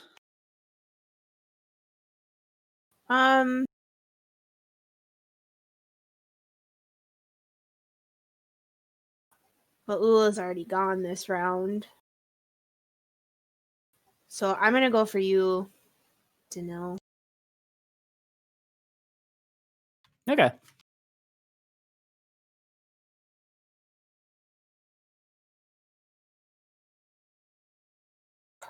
All right. So that would only heal you, I think, 1, though. But that was 2 strain healing as well from the advantage, right? Unless you're using it yourself. Nope, 2 strain. I'll take the 2 strain to give you whatever. Thank you.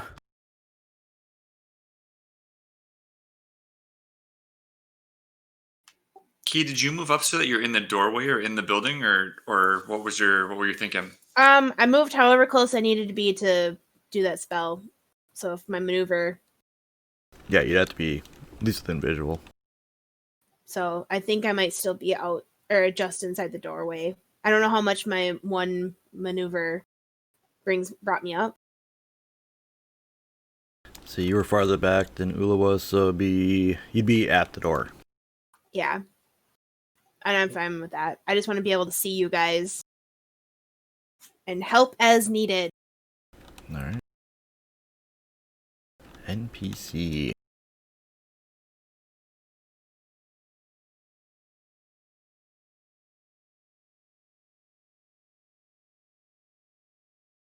So you see the Baron look from Danil to Ula, and he smiles. Ula, you have not seen this, but when he does, you see 2 fangs. I need a discipline check at 2 red, 2 purple.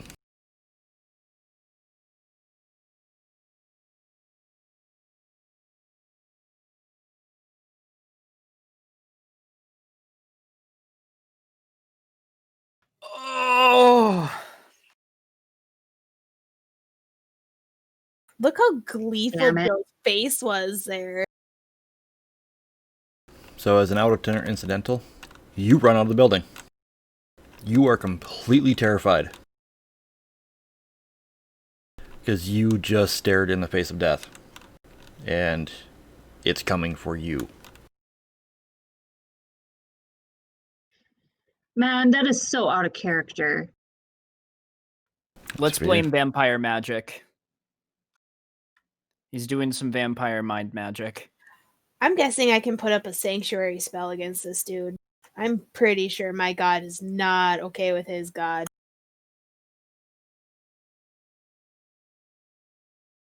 I'm trying that on the next round, guys. All right, well, I guess I ran out of the building. So, he turns and looks at Danil. Smiles.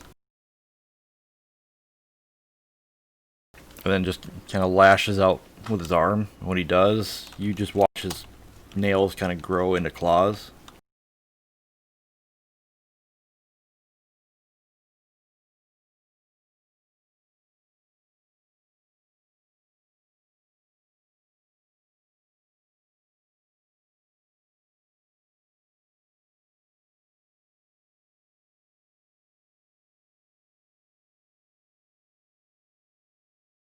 I do have one defense. Not Oh. that that'll matter much, but there is a setback. Alright, so give him 4 threat. And I'll activate parry, Okay. but I guess let me know what the damage is. Alright, how much does that take off? Is it 3? It's no, because I have 2 ranks, so it takes away 4. And then soak also applies. Okay. So be After damage is calculated, but before soak. Yeah. Yeah. So I guess I should have probably listened for the damage first, but I Plus, it's 2 plus your ranks in parry. Oh, okay. Yeah, so you have 2 ranks in parry. Okay, so 4. So it is 11 damage.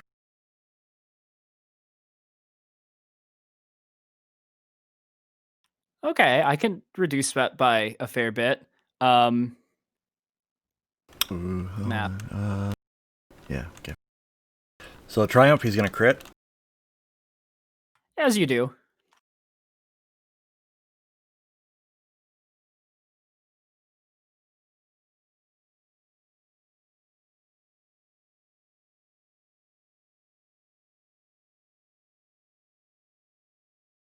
Alright, so you have Scattered Senses, so you cannot gain any boost till the end of the encounter.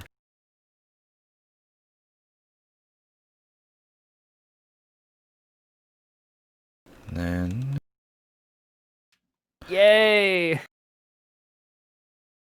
So the next attack against him will be able to upgrade, or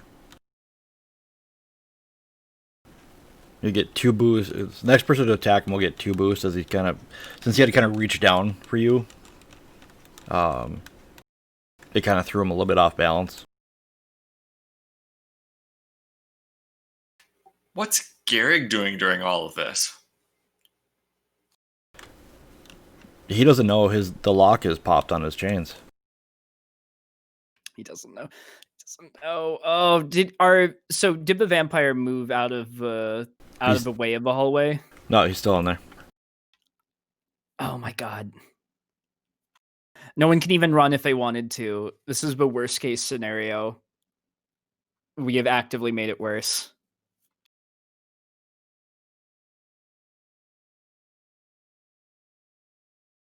So PC. Daniil, you want to go? You got a response to that? Yeah, I guess I better.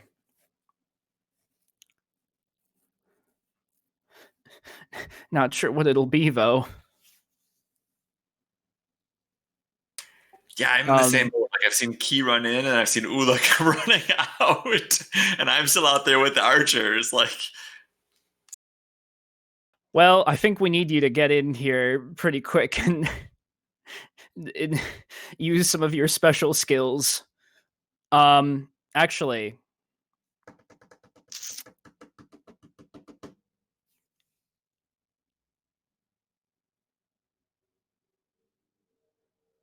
I'm debating. I'm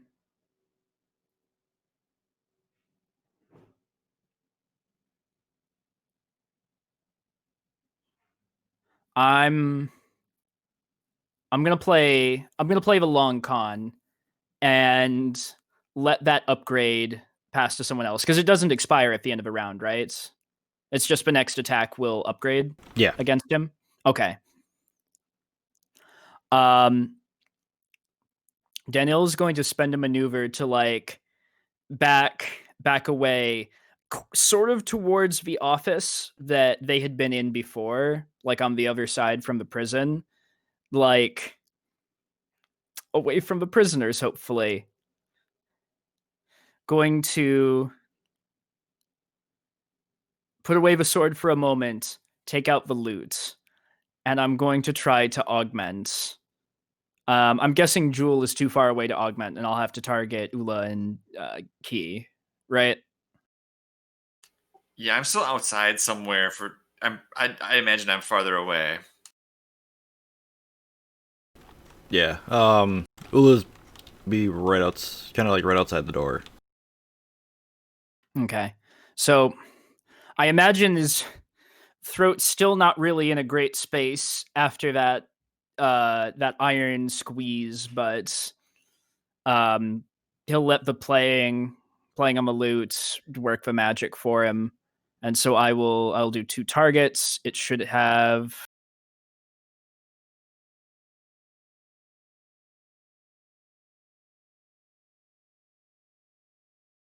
there we go, average difficulty. Yeah, because your loot will automatically add an additional target without increasing difficulty. Yep. No additional difficulty for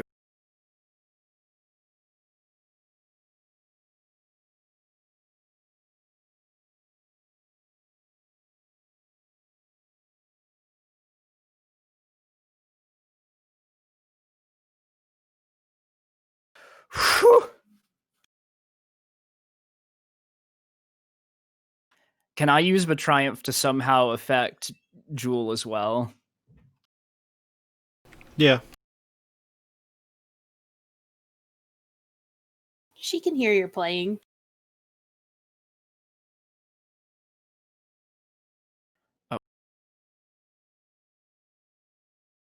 So that will mean that the three of you each have an extra green die, I think, until the end of your next turn on whatever roll you make next.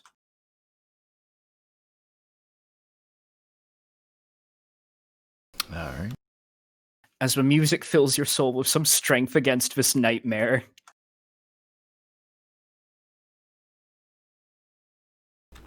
PC. All right. Jewel's a bit confused because she sees the archers up there, and then she sees Key run in. Excuse me, and Ula run out. But she's gonna go running in because she wants to know what's going on inside the building.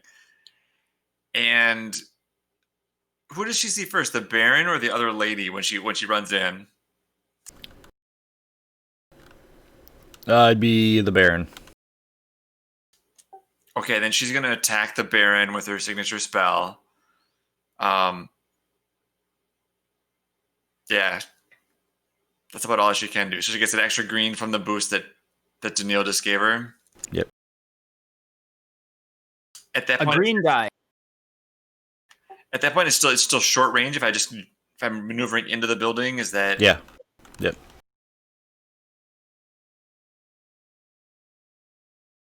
And he has no range defense.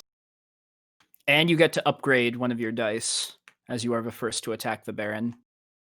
Since the threat.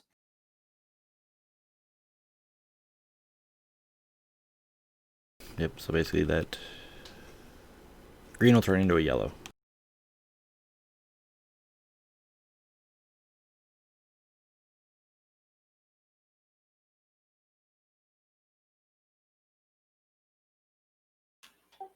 So that's 16. Oh. All right. And it does have the deadly. So it's my signature spell is deadly and manipulative. And manipulative pushes. I want to knock him back with the manipulative. I can use my advantage on that. You don't have any advantage. You have a threat. Dang. Whoops. Never mind then. Just a shit ton of successes.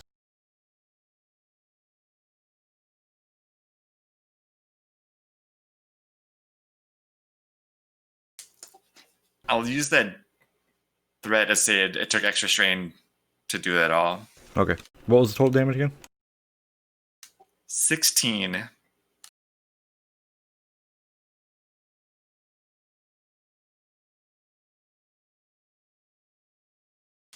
it's vicious too, since I have the deadly on it. Yep.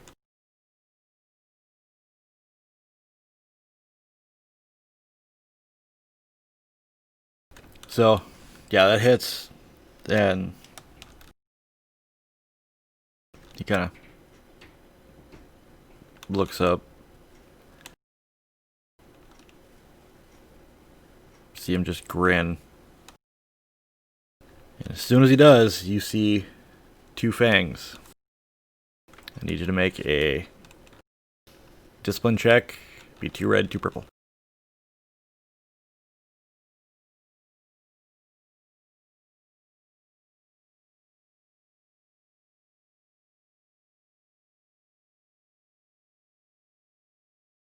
Oh.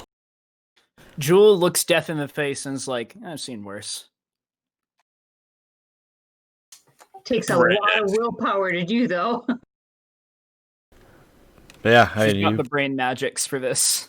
You feel you're just unnerved by it, but you're just like, yeah, it's fine, it's fine, it's fine, it's fine. Cool, My cool, uncle is cool, a cool, dentist. Your cool, cool. teeth don't scare me.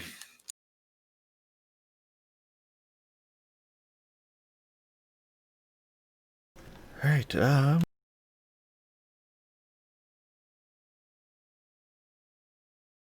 yeah, I should have done that. Oops, that was my bad.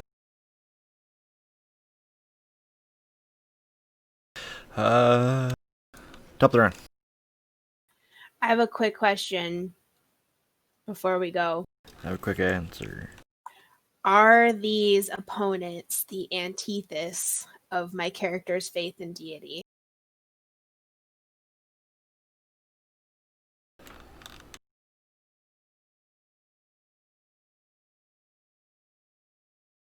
I would think a vampire would be the antithesis of what's your deity or what is the faith?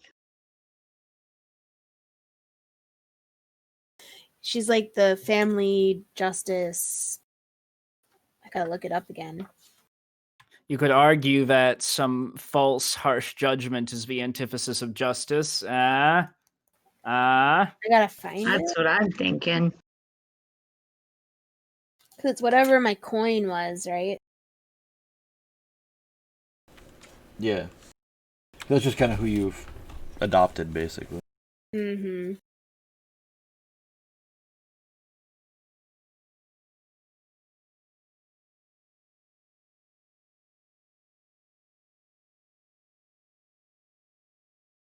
Also, I'm going to step outside for just one moment to use the washroom, but someone else can take the top of the round. Well, the reason why I asked that is that I can cast Sanctuary on everyone. And if they are that to my deity or my faith, they have to automatically disengage from you and may not engage you for the duration of the spell. Wow, that's pretty cool. Yes, and because my staff allows me to cast it without additional difficulty, the only difficulty I have is additional target. So that's the only reason I'm asking. So would that mean that if I ran up to engage, I could strike, but then they have to disengage from me? I think that's the case. I'd have to double check with Joe because it doesn't say anything about the people that having it on them can't attack. It's like you glow with a holy light that they couldn't stand or whatever. Yeah, exactly.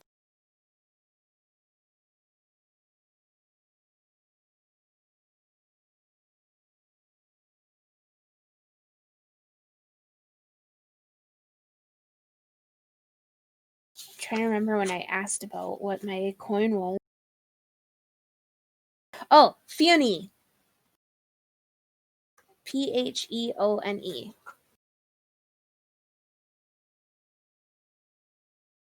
Should probably write that in my character sheet.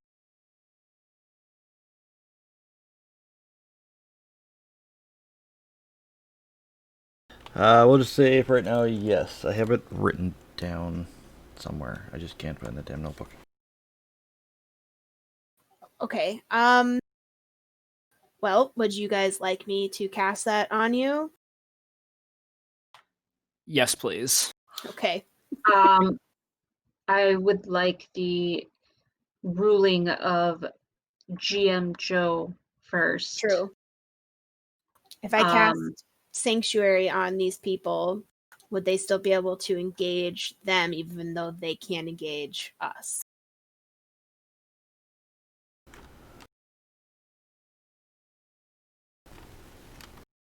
My ruling would be if you were to cast on Ula moves in to attack, he can actually attack back. Because then it would increase the difficulty from him, or for him, as, your god's energy is radiating off of her. But he would still try to defend himself. If we wanted to do something very gutsy, we could cast Sanctuary on the prisoners so that they can get past and get out. Let ourselves be in it. I mean, I could. I don't know how. That's actually not a bad idea.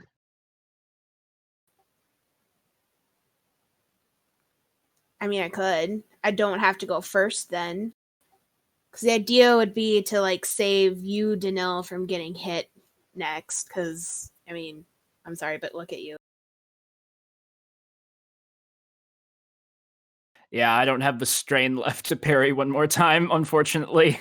So, I mean, what I could do is cast it on you to start, and if I triumph, maybe try the rest of the prisoners. I mean, make your best judgment call. I was spitballing an answer, but that's probably not the optimal course for us. I think I'm gonna just do it on Danil first and see, just so you can either heal yourself or keep augmenting the rest of us, because I get a green dice on this too. Right? Yes, you should get a green die from my augment. So I don't know how many extra difficulty would be to do Danil and the prisoners.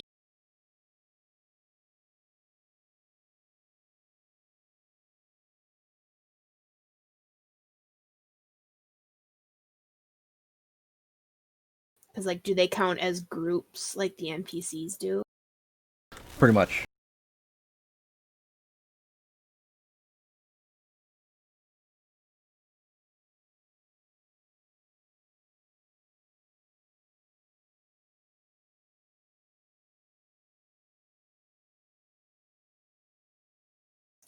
Or the other option would be to cast it on myself and Danil and then get the prisoners on the next round, because they don't seem engaged at all with the prisoners, and there's probably going to be a next round. And then that way they can't touch me. I think I'm going to do that instead. So if you do an additional target, the spell affects one additional target within range of the spell. In addition, after casting the spell, you may spend advantage to affect one additional target within range of the spell. So you can try to. You can focus on whoever at the moment, and then with any advantage, you can spread it out to others. Okay, Yeah, so if I'm if I do reading that two, right. that would be 2 purples or 3 purples. I can't remember. Because I don't have any extra difficulty using my staff for the sanctuary. So if I'm just doing me and Danil right now, that'd be 2? So, yeah. So it'd start off as 1, and then +1 for an additional target. Let's see what happens.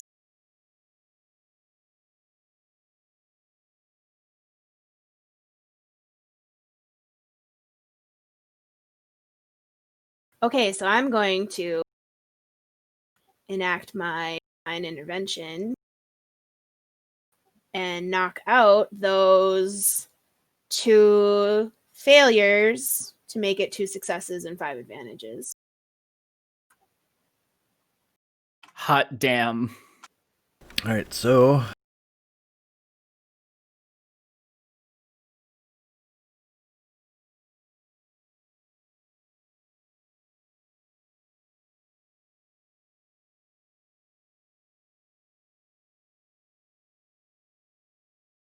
I think Amy's been watching a little bit too much Brooklyn Nine-Nine. Good show. It's totally true. I have. We've been binge watching it. Divine Sanctuary, bitch. Title of your sex tape. I wish you would have just said that out loud to all of us. Well, I just did. Oh, that's great. So what does your Divine Sanctuary look like? I would say it looks like a kind of dull white clear glow coming off of like radiating off in kind of light beams. Okay. So yeah, so on top of it affecting you, was because you targeted you and Danil, Me correct? and Danil, yeah. Yep. So So- with my 5 advantage, what can I do with that now? Well, you can cover about another 5 people. I will do that. Okay. And I'm sorry, Jewel and Ula, but it's going to the prisoners this round. I don't want it. All right. Can't touch me. Dun-dun-dun-dun. Ula's got some honor on the line here. Got to start True. putting more skill points into discipline because we keep failing these checks. Get scared too much.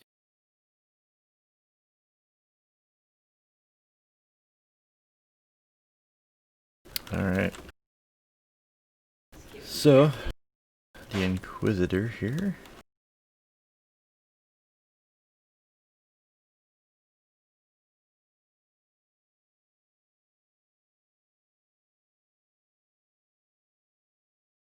She will...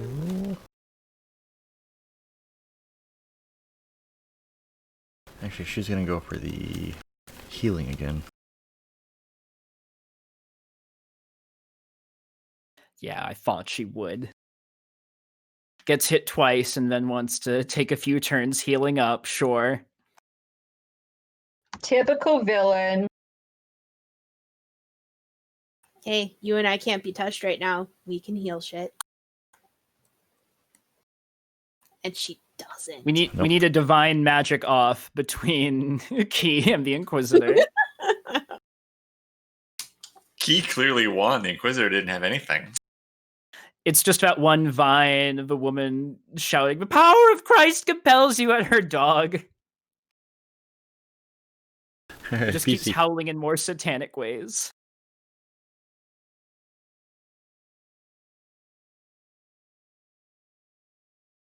Who wants to go next? Ula, do you want to go next? I have to come back in, so I can do that.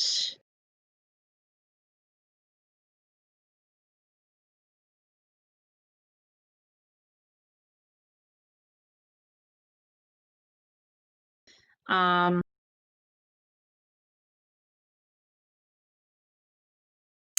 Does Ula need to overcome a check or anything to come back? Like come back in? Like I'm not trying to turn things against us, but she just got scared out of her mind. Yep. She's gonna try to succeed on that roll. on what kind of roll? Discipline 2 red, 2 purple. The exact same check? Yeah, with that despair, she is completely terrified.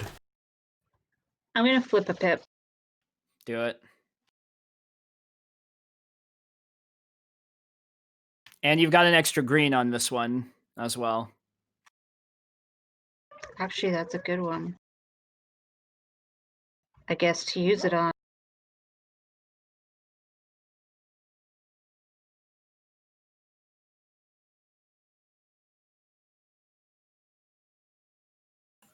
Joe giggling. Oh my god. Poor Amy. Cool. Ula slaughters 9 guards, realizes, wait, I could die too. Look, I'm canonically blaming this on vampire mind magic. So, Ula does not have the self-preservation to run away from a vampire under normal circumstances. He's not wrong. Especially a vampire that stole my wolf. Yeah, she should get an extra boost just for that theory. We need alone. Jorlak to come and snap her out of it. Who wants some puppy kisses? Can I at least get one strain back? yeah. It's a start. Small victories. Alright, now we move on to him. Alright, so he gets to do that. I am like setting a terrible example. She's just kind of like cowering in the corner by the door. After I slaughtered 9 dudes.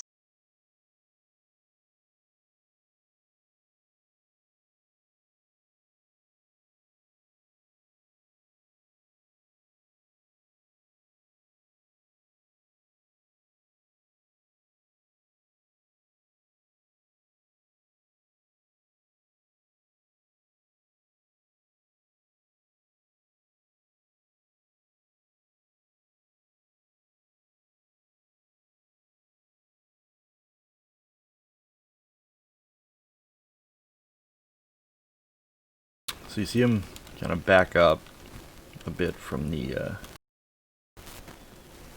glowing Danelle.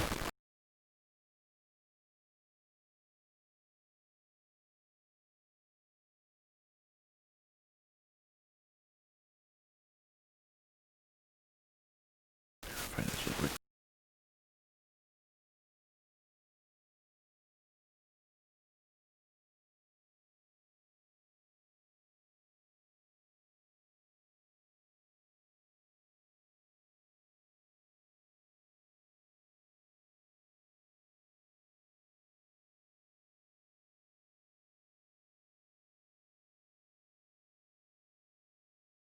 Gotta find something out really quick.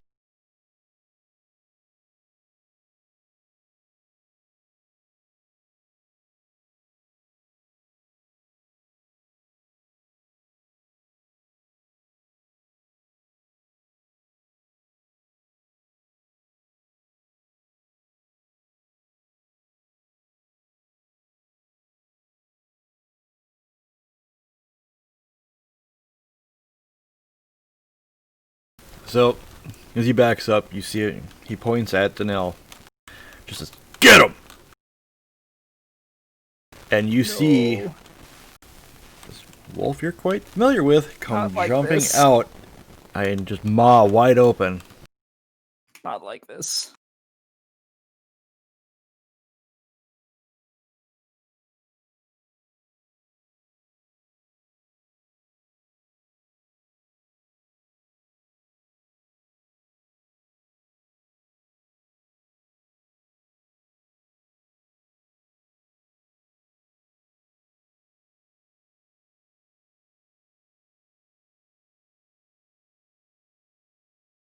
So, wolf runs, jumps, latches onto your arm, and just starts tearing for 8 points. And I'm down. Oh, apparently it's different than what I'm looking at. I was at 4 wounds and I've got 4 soak.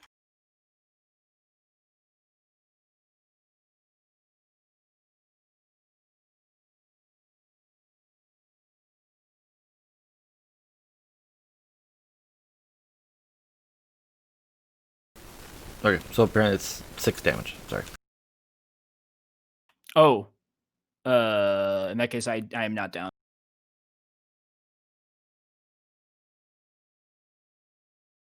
But I might as well be. Alright. That was his out of turn.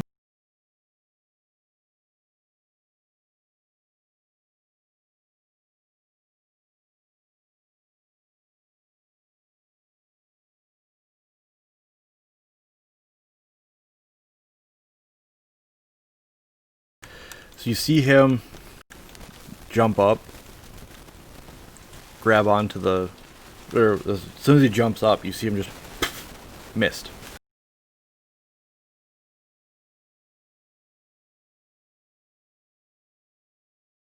He turns into mist. Like he. Yep. Like you just see the hall just kind of filled with mist. And it's heading for the door.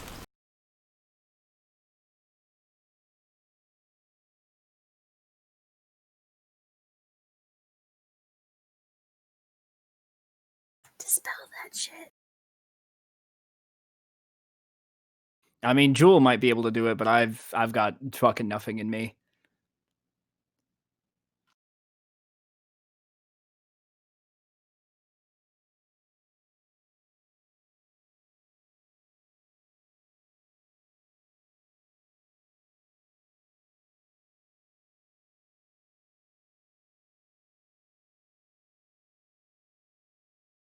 I have very few things I could do.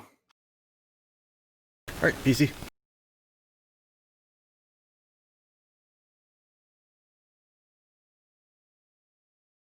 You know what? I'll take it.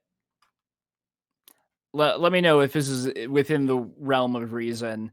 Can I try to snap Jorlak out of it? Give it a shot. I admit I haven't thought this out very well, but like, Beat him about the head and shoulders. Pull out well, some not. jerky. Well, I am the jerky right now, but like, can I use charm or something, or something to like help Jorlak come back to his senses? Give it a shot. You will get a boost because he does know you. No, I won't get a boost because I have a critical That's injury that right. prevents me from taking Yep, boosts. that's right. No boost. What are you?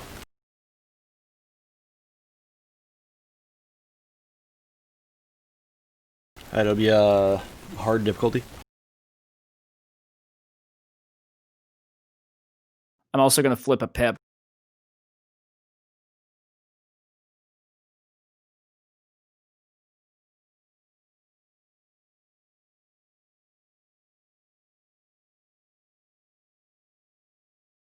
Oh my fucking god. Finally. Jorlak! Hey, boy! Hey! Hey, it's me! Hey! Easy there, buddy. And he's kind of thrashing around as you talk to him. He's like, slows down, stops. You see his eyes kind of shift over to you. And you can almost see the recognition. He just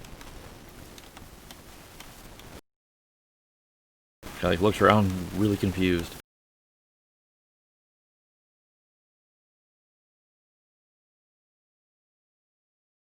And otherwise, Daniel's just gonna slump there because he's not have a lot in him right now. Right. PC.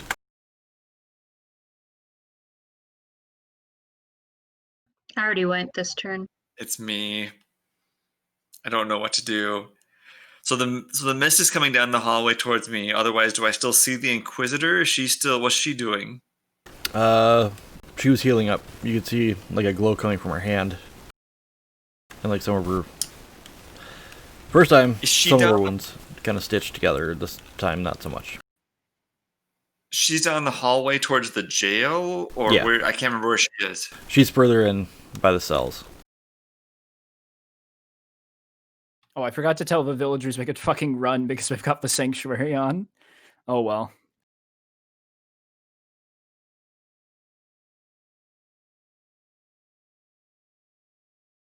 Look, just conjure a vacuum cleaner. Hoover up the mist. A bellows. That sounds like a great idea. Dustbuster. That'll definitely hold a vampire. Maybe if we put a sanctuary on the bellows after we suck the mist in. I can do that. That's some teamwork right there. That's like ghost busting that dude. I'm trying to think because, like, okay, so Jewel did not react to the Fang, so did not react to the vampire. Does that make her more likely to attack him, or more likely just to ignore him and go after the Inquisitor? That's what I can't decide. Like, does she really realize what's going on and all the threat of it? She had the big kill shot at the end to kill the big wolf dog, but is she going to do it with the Baron, or is she going to go for the Inquisitor? I would argue that it's logical to think that the thing that sprouted fangs out of its mouth is going to be the bigger threat in the long run to the villagers. But that's just learned knowledge from reading lore books. Well, it also comes down to how much does Jewel care about that? True. What? That's true. And does she even see what's going on? Does she see the vampire's there and it's gone, and then does she think to react, or does she see the Inquisitor as the one active target in her range? Flip a coin. There you go. I think she's gonna go after the Inquisitor. That's what she can see. She's gonna fire away at the Inquisitor. Okay. And she's gonna do her signature spell too. Still. All right. So she get one setback for the defense. And is it still considered short range, or is she farther away? I still can't have a hard time picturing all this. She's still being in short range.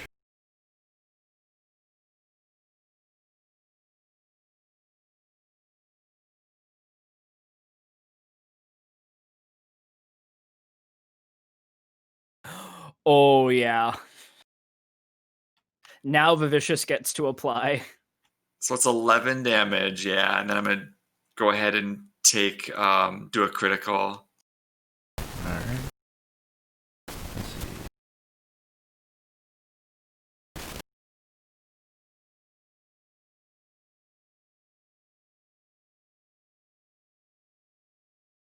All right, and it's a vicious 2, 3, 12? What?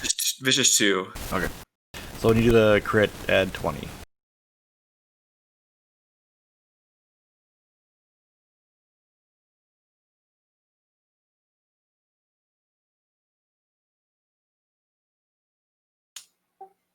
I can't remember, is it apostrophe crit? Exclamation crit space plus 20. Thank you.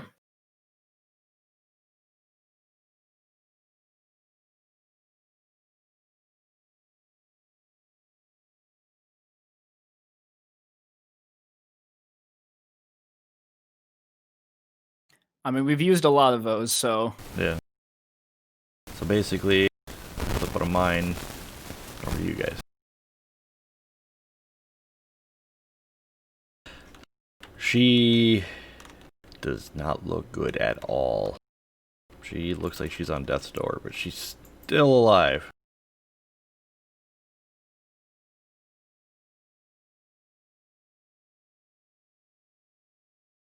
Alright, PC? Well, I'm going to use my Wanderer's Rune to heal 5 strain, too. I can do that once per battle. Oh, yeah. Are we at the top of the round now? Yes. yeah.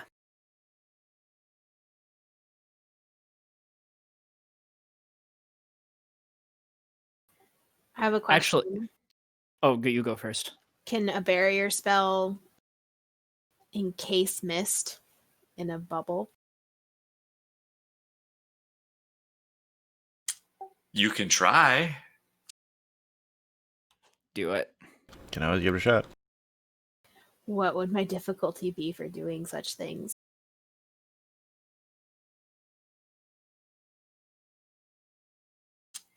Joe, you need a shirt or hat that says you can try. 'Cause I feel like that's like your signature phrase. Is Amy frozen for everyone else or just me? No, Might just not be you. Hmm. I see your movement, but I can just look over there and see her movement. Sorry. No, I got nothing to apologize for. My internet's been weird. She's frozen once or twice for me, though, too. Like, she's not right now, but she has in the past for some reason. Could just be Wi-Fi in general. Like I said, it's been super weird at my apartment for weeks now. Well, you know, Joe's hooked in directly to the internet, but I'm on Wi-Fi, so that can affect it too. So, you can try. However, it is concentration. If you do that, your sanctuary drops.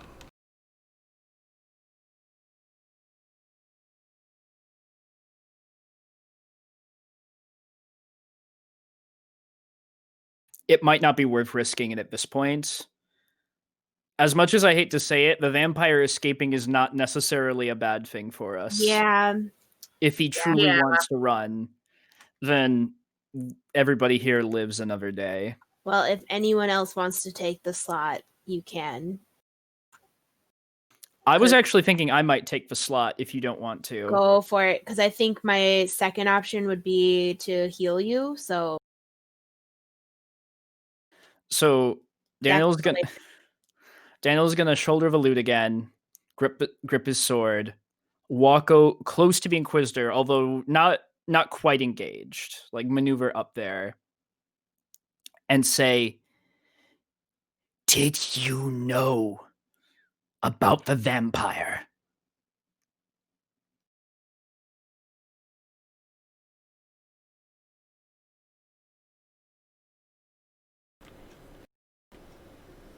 Just.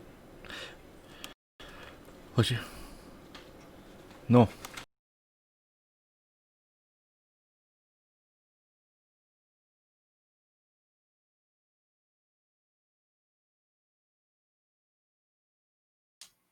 Does Daniil believe her?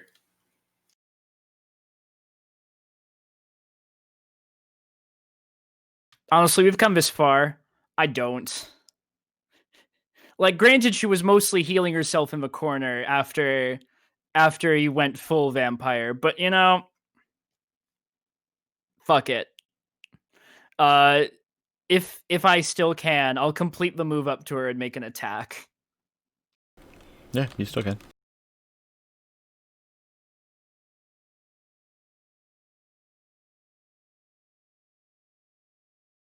And is it still 1 red on the difficulty?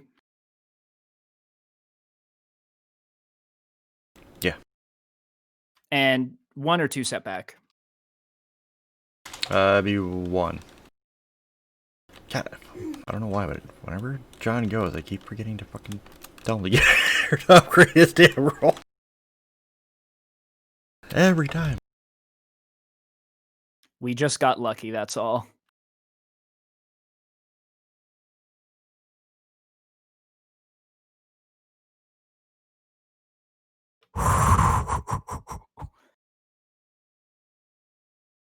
Alright, what's the damage? That's 6 damage.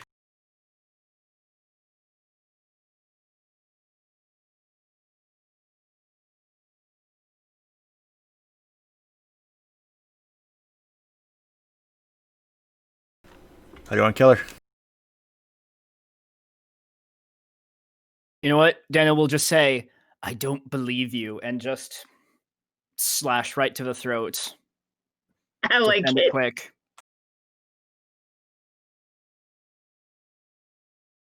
Yeah, her eyes get wide as your blade draws across her throat, and you just slowly bleeds out.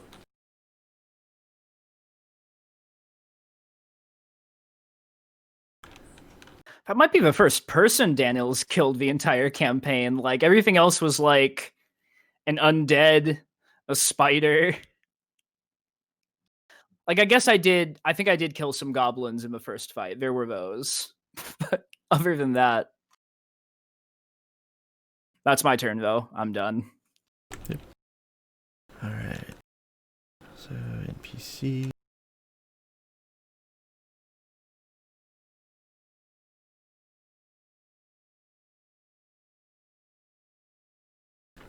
So, is everybody just watching Daniil slice the Inquisitor's throat? No, I'm still probably watching the mist. Okay. She hasn't I'm decided still technically. hiding in the corner. Outside Maybe Jorlite can give you some bonus dice or something. He can help you come back. Alright.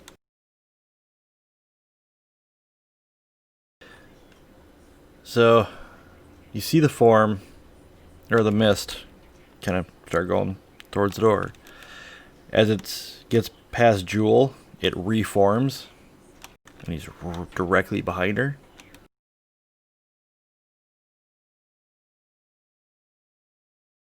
Do you have any defense for Jewel? No, I do not. Okay. Oh, I'm too whoops. far away to help. Defense 1, I'm sorry, for both melee and ranged. Okay.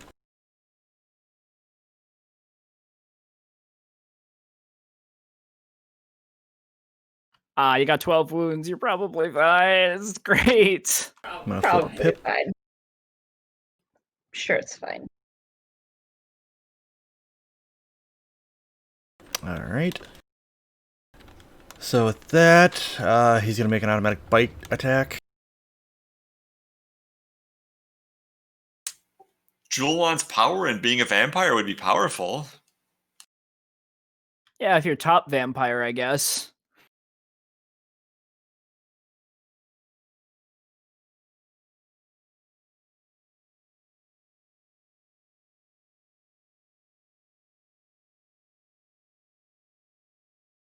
Oh wait, yeah. Okay, hold on.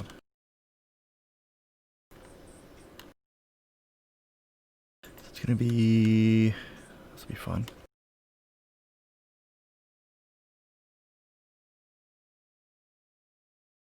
Okay, so the claw attack is what initiate with that. Is 7, 11 damage before soak. Then he initiates a bite attack. Is you're ensnared. No damage, just ensnared. Oh, you'll still take, or yeah, because he's foregoing the damage for the ensnare. It's an ability for him. Okay, that's better than it could have been.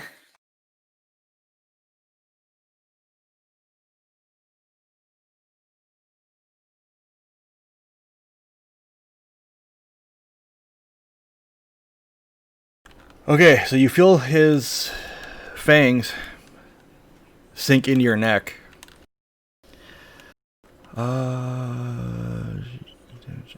Inflicted after soak. So it's going to be total damage to be 12 damage before soak. I need to know what you have after, or how much you're taking after soak. I have 2 soaks, so I'm taking 10 more. Yeah, is this 11 before soak or 10 before soak and then another 12 before soak? No. I read the one thing wrong. It was basically because he was successful in the attack. I can use, instead of doing damage, I can use these successes as a grab.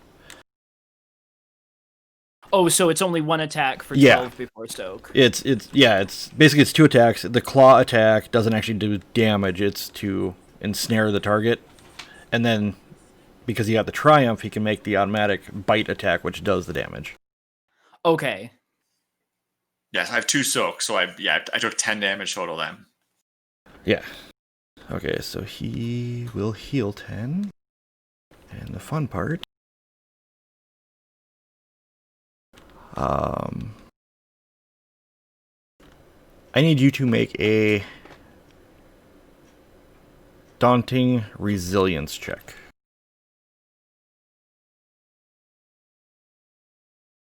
Luckily, there are no mistakes, just happy little accidents. Daunting is 4, right? Yes.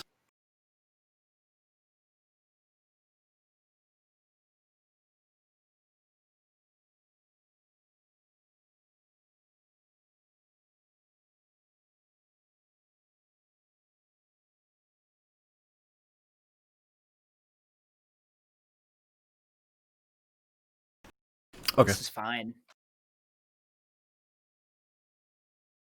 It's completely fine. Okay, so I need you to make a note. Your wound and strain thresholds are reduced by 4. Permanently? Well, that's the fun part. Is you'll find that out in a little bit. Oh boy! So yeah, with that, he just lets Jewel drop and just poof, back into mist. So he could make an attack and still run? Yep.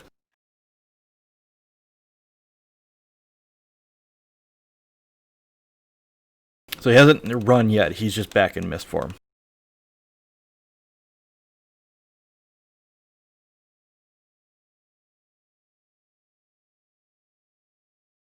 Now I feel like I should cast Sanctuary on Ula. PC?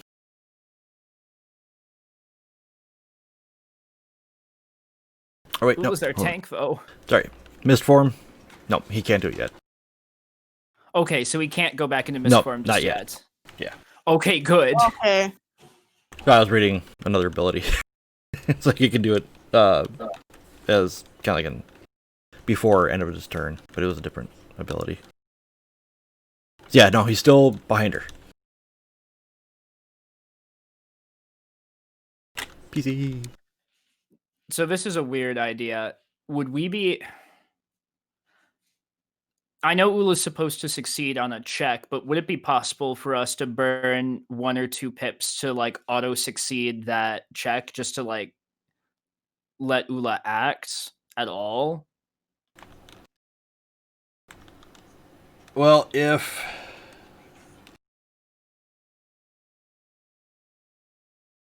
because Nikki was saying she may have Asha do Sanctuary on Ula, right? Well, it's a possibility now. Okay. I mean, what I do now was dependent on what he did and what the other two are gonna do.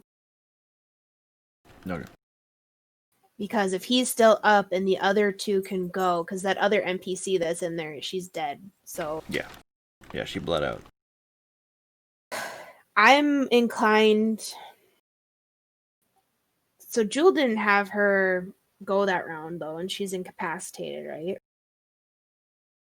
Just immobilized. Yeah. So I can't maneuver, but I can still take my action. Yep. You can. Okay. Because I'm inclined to let you guys go and then me take the best course of what's kind of left in the aftermath before he goes again. Okay. Oh yeah, I gotta remove this. Because if Ula can snap out of it and is fine, then I might try to heal Jewel. But if Ula can't, then I might take a pot shot at him with Divine Holy Attack. Okay. I don't know. Well, I mean, so If Ula, I did that, I would lose the Sanctuary, though, right? what made an attack? If I use the Holy Attack, though, that's all within the Sanctuary defending off this unholy thing. You wouldn't lose it, because the attack would be a ranged attack, so he just basically wouldn't come after you. If, say, Daniil had it or Ula had it, and they went up and attacked him, he would still be able to attack back because he's trying to basically defend himself. Sure. But as you're doing it from range, he's not gonna want to get close. I guess my point in that then would be if Jewel hits him and, you know, takes him down a little bit, and then Ula might be able to hit him, then I might be able to finish him off with Holy Attack. But if that doesn't happen, then we need someone to heal up more. So Yeah, we might want to deal with Ula then first, so we have an idea of what we need to do this turn. Okay. So Ula can't actually see him right now. Okay. Like because of her positioning, or isn't she like in the doorway next to Jewel though? I'm outside. She's outside because she basically ran out. Completely outside. Around the corner from the door. Oh, So with that, I'll knock it down. It'll still be same difficulty, but only one red. But you could still, you've got pips that you can flip if you want to flip a pip. might as well flip away.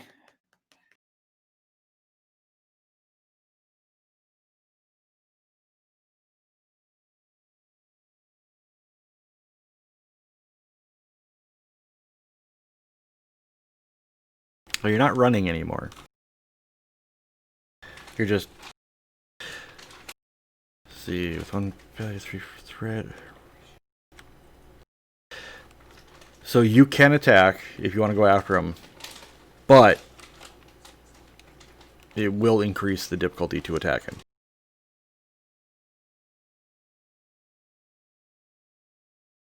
You know what? Fuck it. I don't care. I'll go after him. I'm gonna swing for his fucking neck. Okay. Here comes the failure where Jewel's neck is hit instead. Decapitate Jewel. So you make a normal attack, but it'll be hard difficulty. Okay. You can fucking do it. Be 2 red, 1 purple.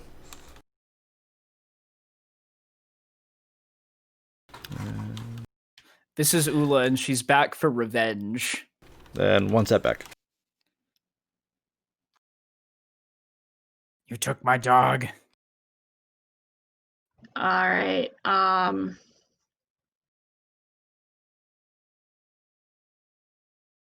Yeah, the despairs is what was causing you to run.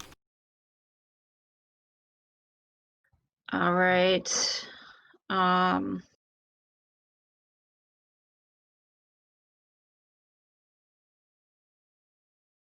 far away? Like, do I have to maneuver to get to him? Yeah, you'll have to maneuver to get to him. But it won't be, it's not going to require 2, because you're within short range. So it'd just be 1 to go from short to engaged.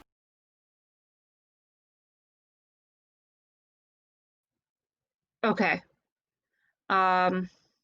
So I will, all right, so I will spend, 2, um, 2 strain for reckless. Okay. And so when I move up to him, am I also engaged with Jewel? You will be. Excellent. Engage meaning Jewel has her back to you and she's getting bitten in the neck. Let's see if despairs are in Ula's future. Dang it, no. Well, you hit him. All right, well. Do you get any auto successes from Reckless Charge, or did I get that confused with a different thing? Hold on, I do. I get 2 extra successes and 2 threat. So I got 4 threat and 3 successes. So that would be 4, 4, 8, 9, 10, 11, 12 damage. Pierce 2, vicious 1.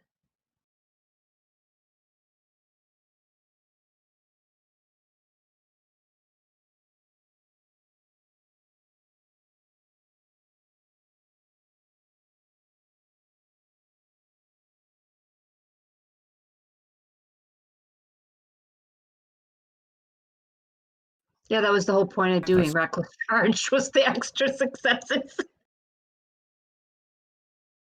So you don't get his neck. You just kind of slash across his back.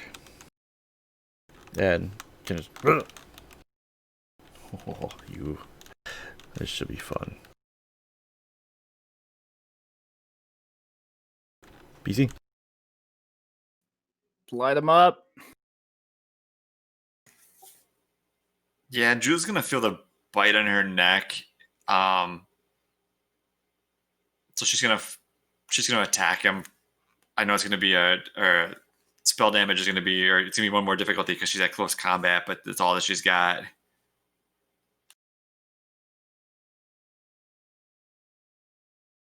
Instead of her signature attack, too, she's gonna do burn instead. Okay. So she's gonna add burn on. Okay. Yeah. Alright, so it's gonna go from easy to average to Difficult, hard. I think. Yeah, hard, yeah. It'll be 2 red, 1 purple.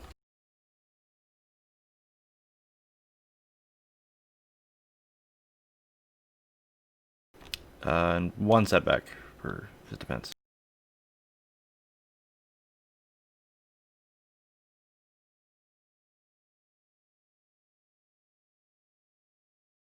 Alright.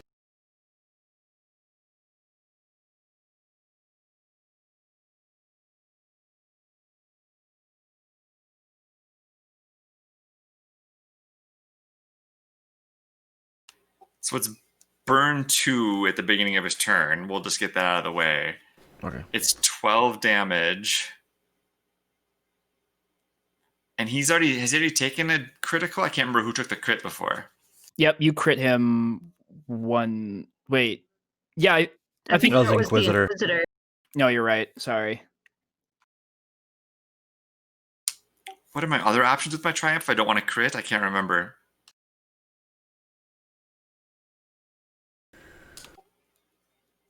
Can I Been a while. become disengaged if like I can get rid of my immobile from that?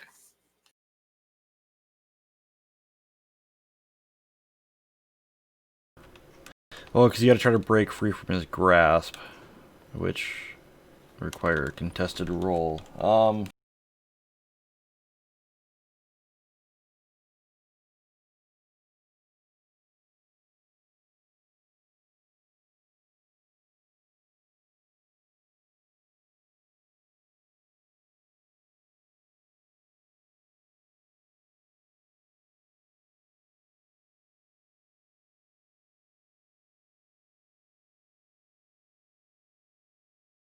So you can upgrade his, like just put suggestions here, you can upgrade his difficulty next, or you can upgrade an ally's ability on their next check.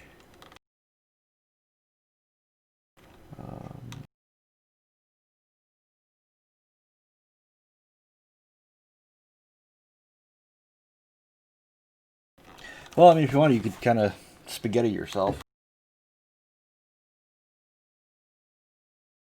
Go into a wet What? noodle, spaghetti yourself. Go into a wet needle, just limp. Just drop down. Yeah, I was just thinking like just to be out of the way of anyone else who's coming flying in next is kind of what I was thinking. She's worried that I might chop her head off yet, and it's possible. So Oh, you almost killed the nails. I mean, I took Yeah, I a bruise. I took Not one even wound from that hit. close. I think I will do that. I'll wet noodle and just be out of his grasp, but not necessarily get away from him, if that makes sense. okay. PC. What's he looking like after that damage? Can we tell? He doesn't look bad. He looks a little hurt, looks a little smidge singed, but he's not bad. Oh dear. Maybe we need healing this turn then. Yeah, that's what I was thinking. I'm gonna probably go for Jewel though because Jewel's closer. Yeah.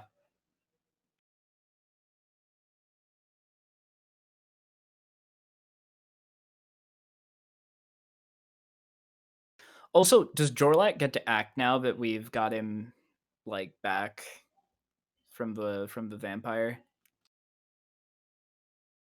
I don't know what we can have him do that isn't wildly dangerous, but Well, he can go on Ula's turn. And Well- then yeah, once per round, I can spend one maneuver to direct my animal to perform an action and a maneuver during my turn. gotcha. So Julie, you do get some. I think you get 4, and I will spend my strain so you can get those 3 strain.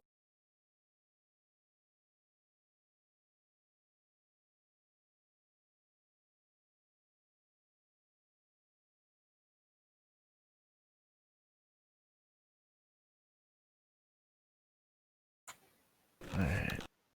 This guy's pissing me off. Alright. PC.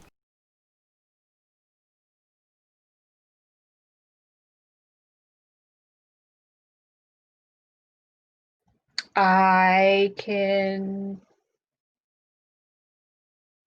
take another swing if you guys want. Shouldn't it be my action though? Hasn't everyone gone this round? Or am I losing was track of last things? round. Are we we're at the top of a new round? Yeah, Yep. I was. the Yeah. last one, the Oh, last okay. round. Yeah. Might as well. All right.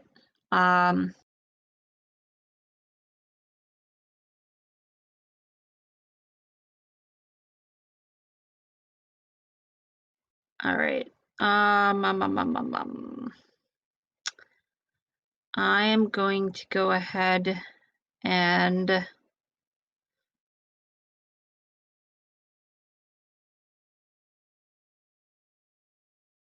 I'm gonna spend my maneuver. Well, wait.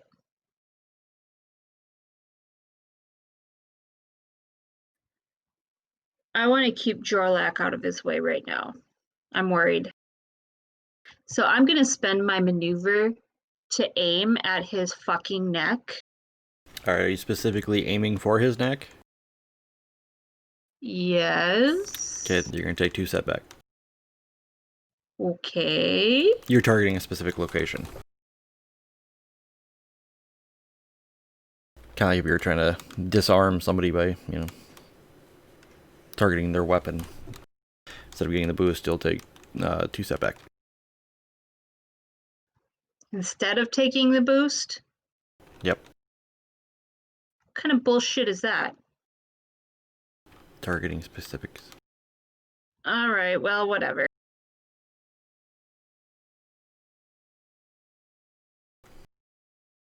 But I still get a boost for being engaged in with Jewel. Yep. As I lay on the floor, we're engaged for sure. Totally. And it's 2 damn it, purple Jewel or should have 2 gotten a red, boost 1 too. purple. Yeah, no, she doesn't have it. Well, I think it gives it to other Oh, no, I'm remembering it wrong. Never mind. It's only when we stack it. Never mind. Yeah. And then 2 red, 1 purple. Yes. Then another setback for his melee defense.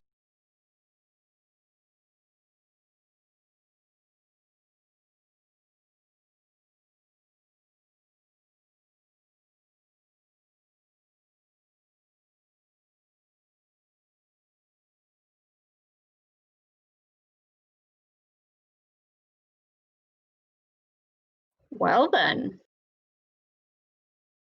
That actually went a lot better than I thought it would. So because she aimed for a specific spot and hit it, does she get any kind of benefit then? Yeah. So, does need no damages. 10. With Pierce 2.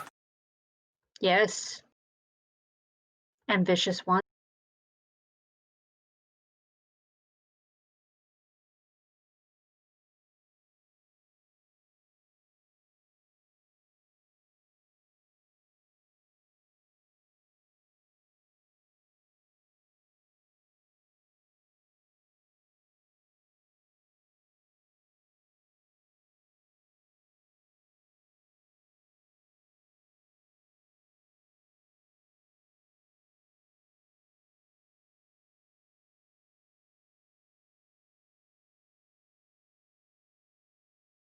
Alright, go ahead and roll for critical.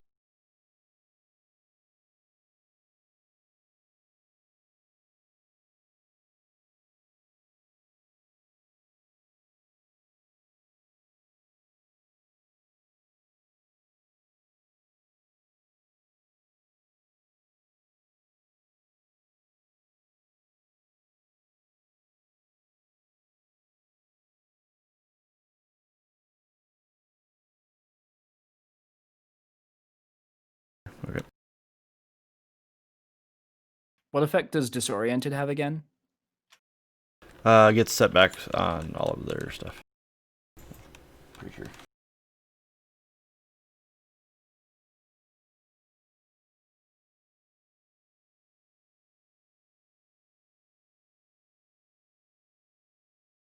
Oh, you forgot to add your vicious to the crit roll. Oh, yeah. Okay. So It'll be, hold on. What did you have? 65 plus 20, 85.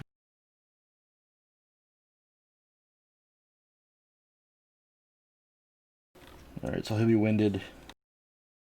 is it 85 or 75? Well, it's vicious 2, vicious right? 1. Vicious Oh. 1. Oh, okay. So yeah, 75. Hamstrung. loses his free maneuver until the critical injury is healed. Didn't you know vampires are hamstrung from neck wounds? All Right. of those neck muscles are how they actually move. That's where all their strength is. She hit the nerve that goes all the way down to his feet. It's that one Schedule an zinger appointment point. with his chiropractor. Yeah, this barbarian just hit me in the neck with an axe real bad last week. All right, so his turn. I mean, so yeah, it as the blade slashes across his. I mean, it digs deep in before it kind of slides out. You see him kind of tense up, and then he kind of goes back for Jewel. All right, you said you. What was the damage for your burn? Was it 2? 2.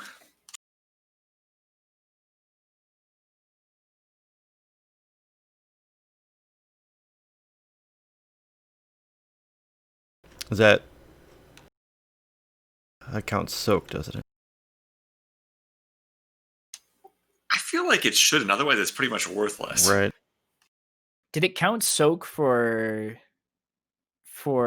back in Star Wars? Because I feel like Luz caught on fire once, and it was a big problem. Jorlak caught on fire and it was a big problem. Well, that was a lot of damage we took all at once, but I remember there being a burn effect on Luz once, Yeah. and it was a serious problem because it was like a lot of burn. Or, but that might just been lots more burn than we applied here. I'm not sure. Yeah, not gonna worry about it too much for this one, because it almost seems like, even though there's like blisters kind of forming on the spots of his skin that you can see, it still looks like even the neck wound is starting to heal.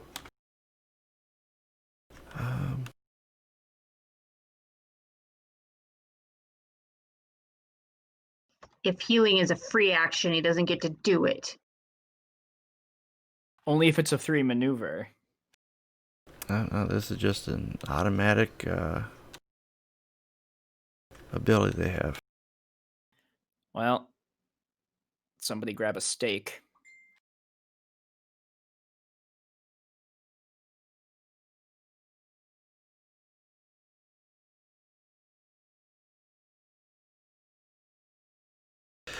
So you see him poof back into mist form and just fly off. Coward!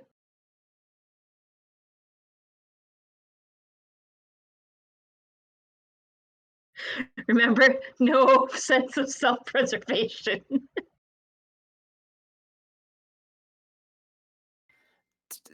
Ula only has 2 modes, on and off. There is no in between. Pretty much.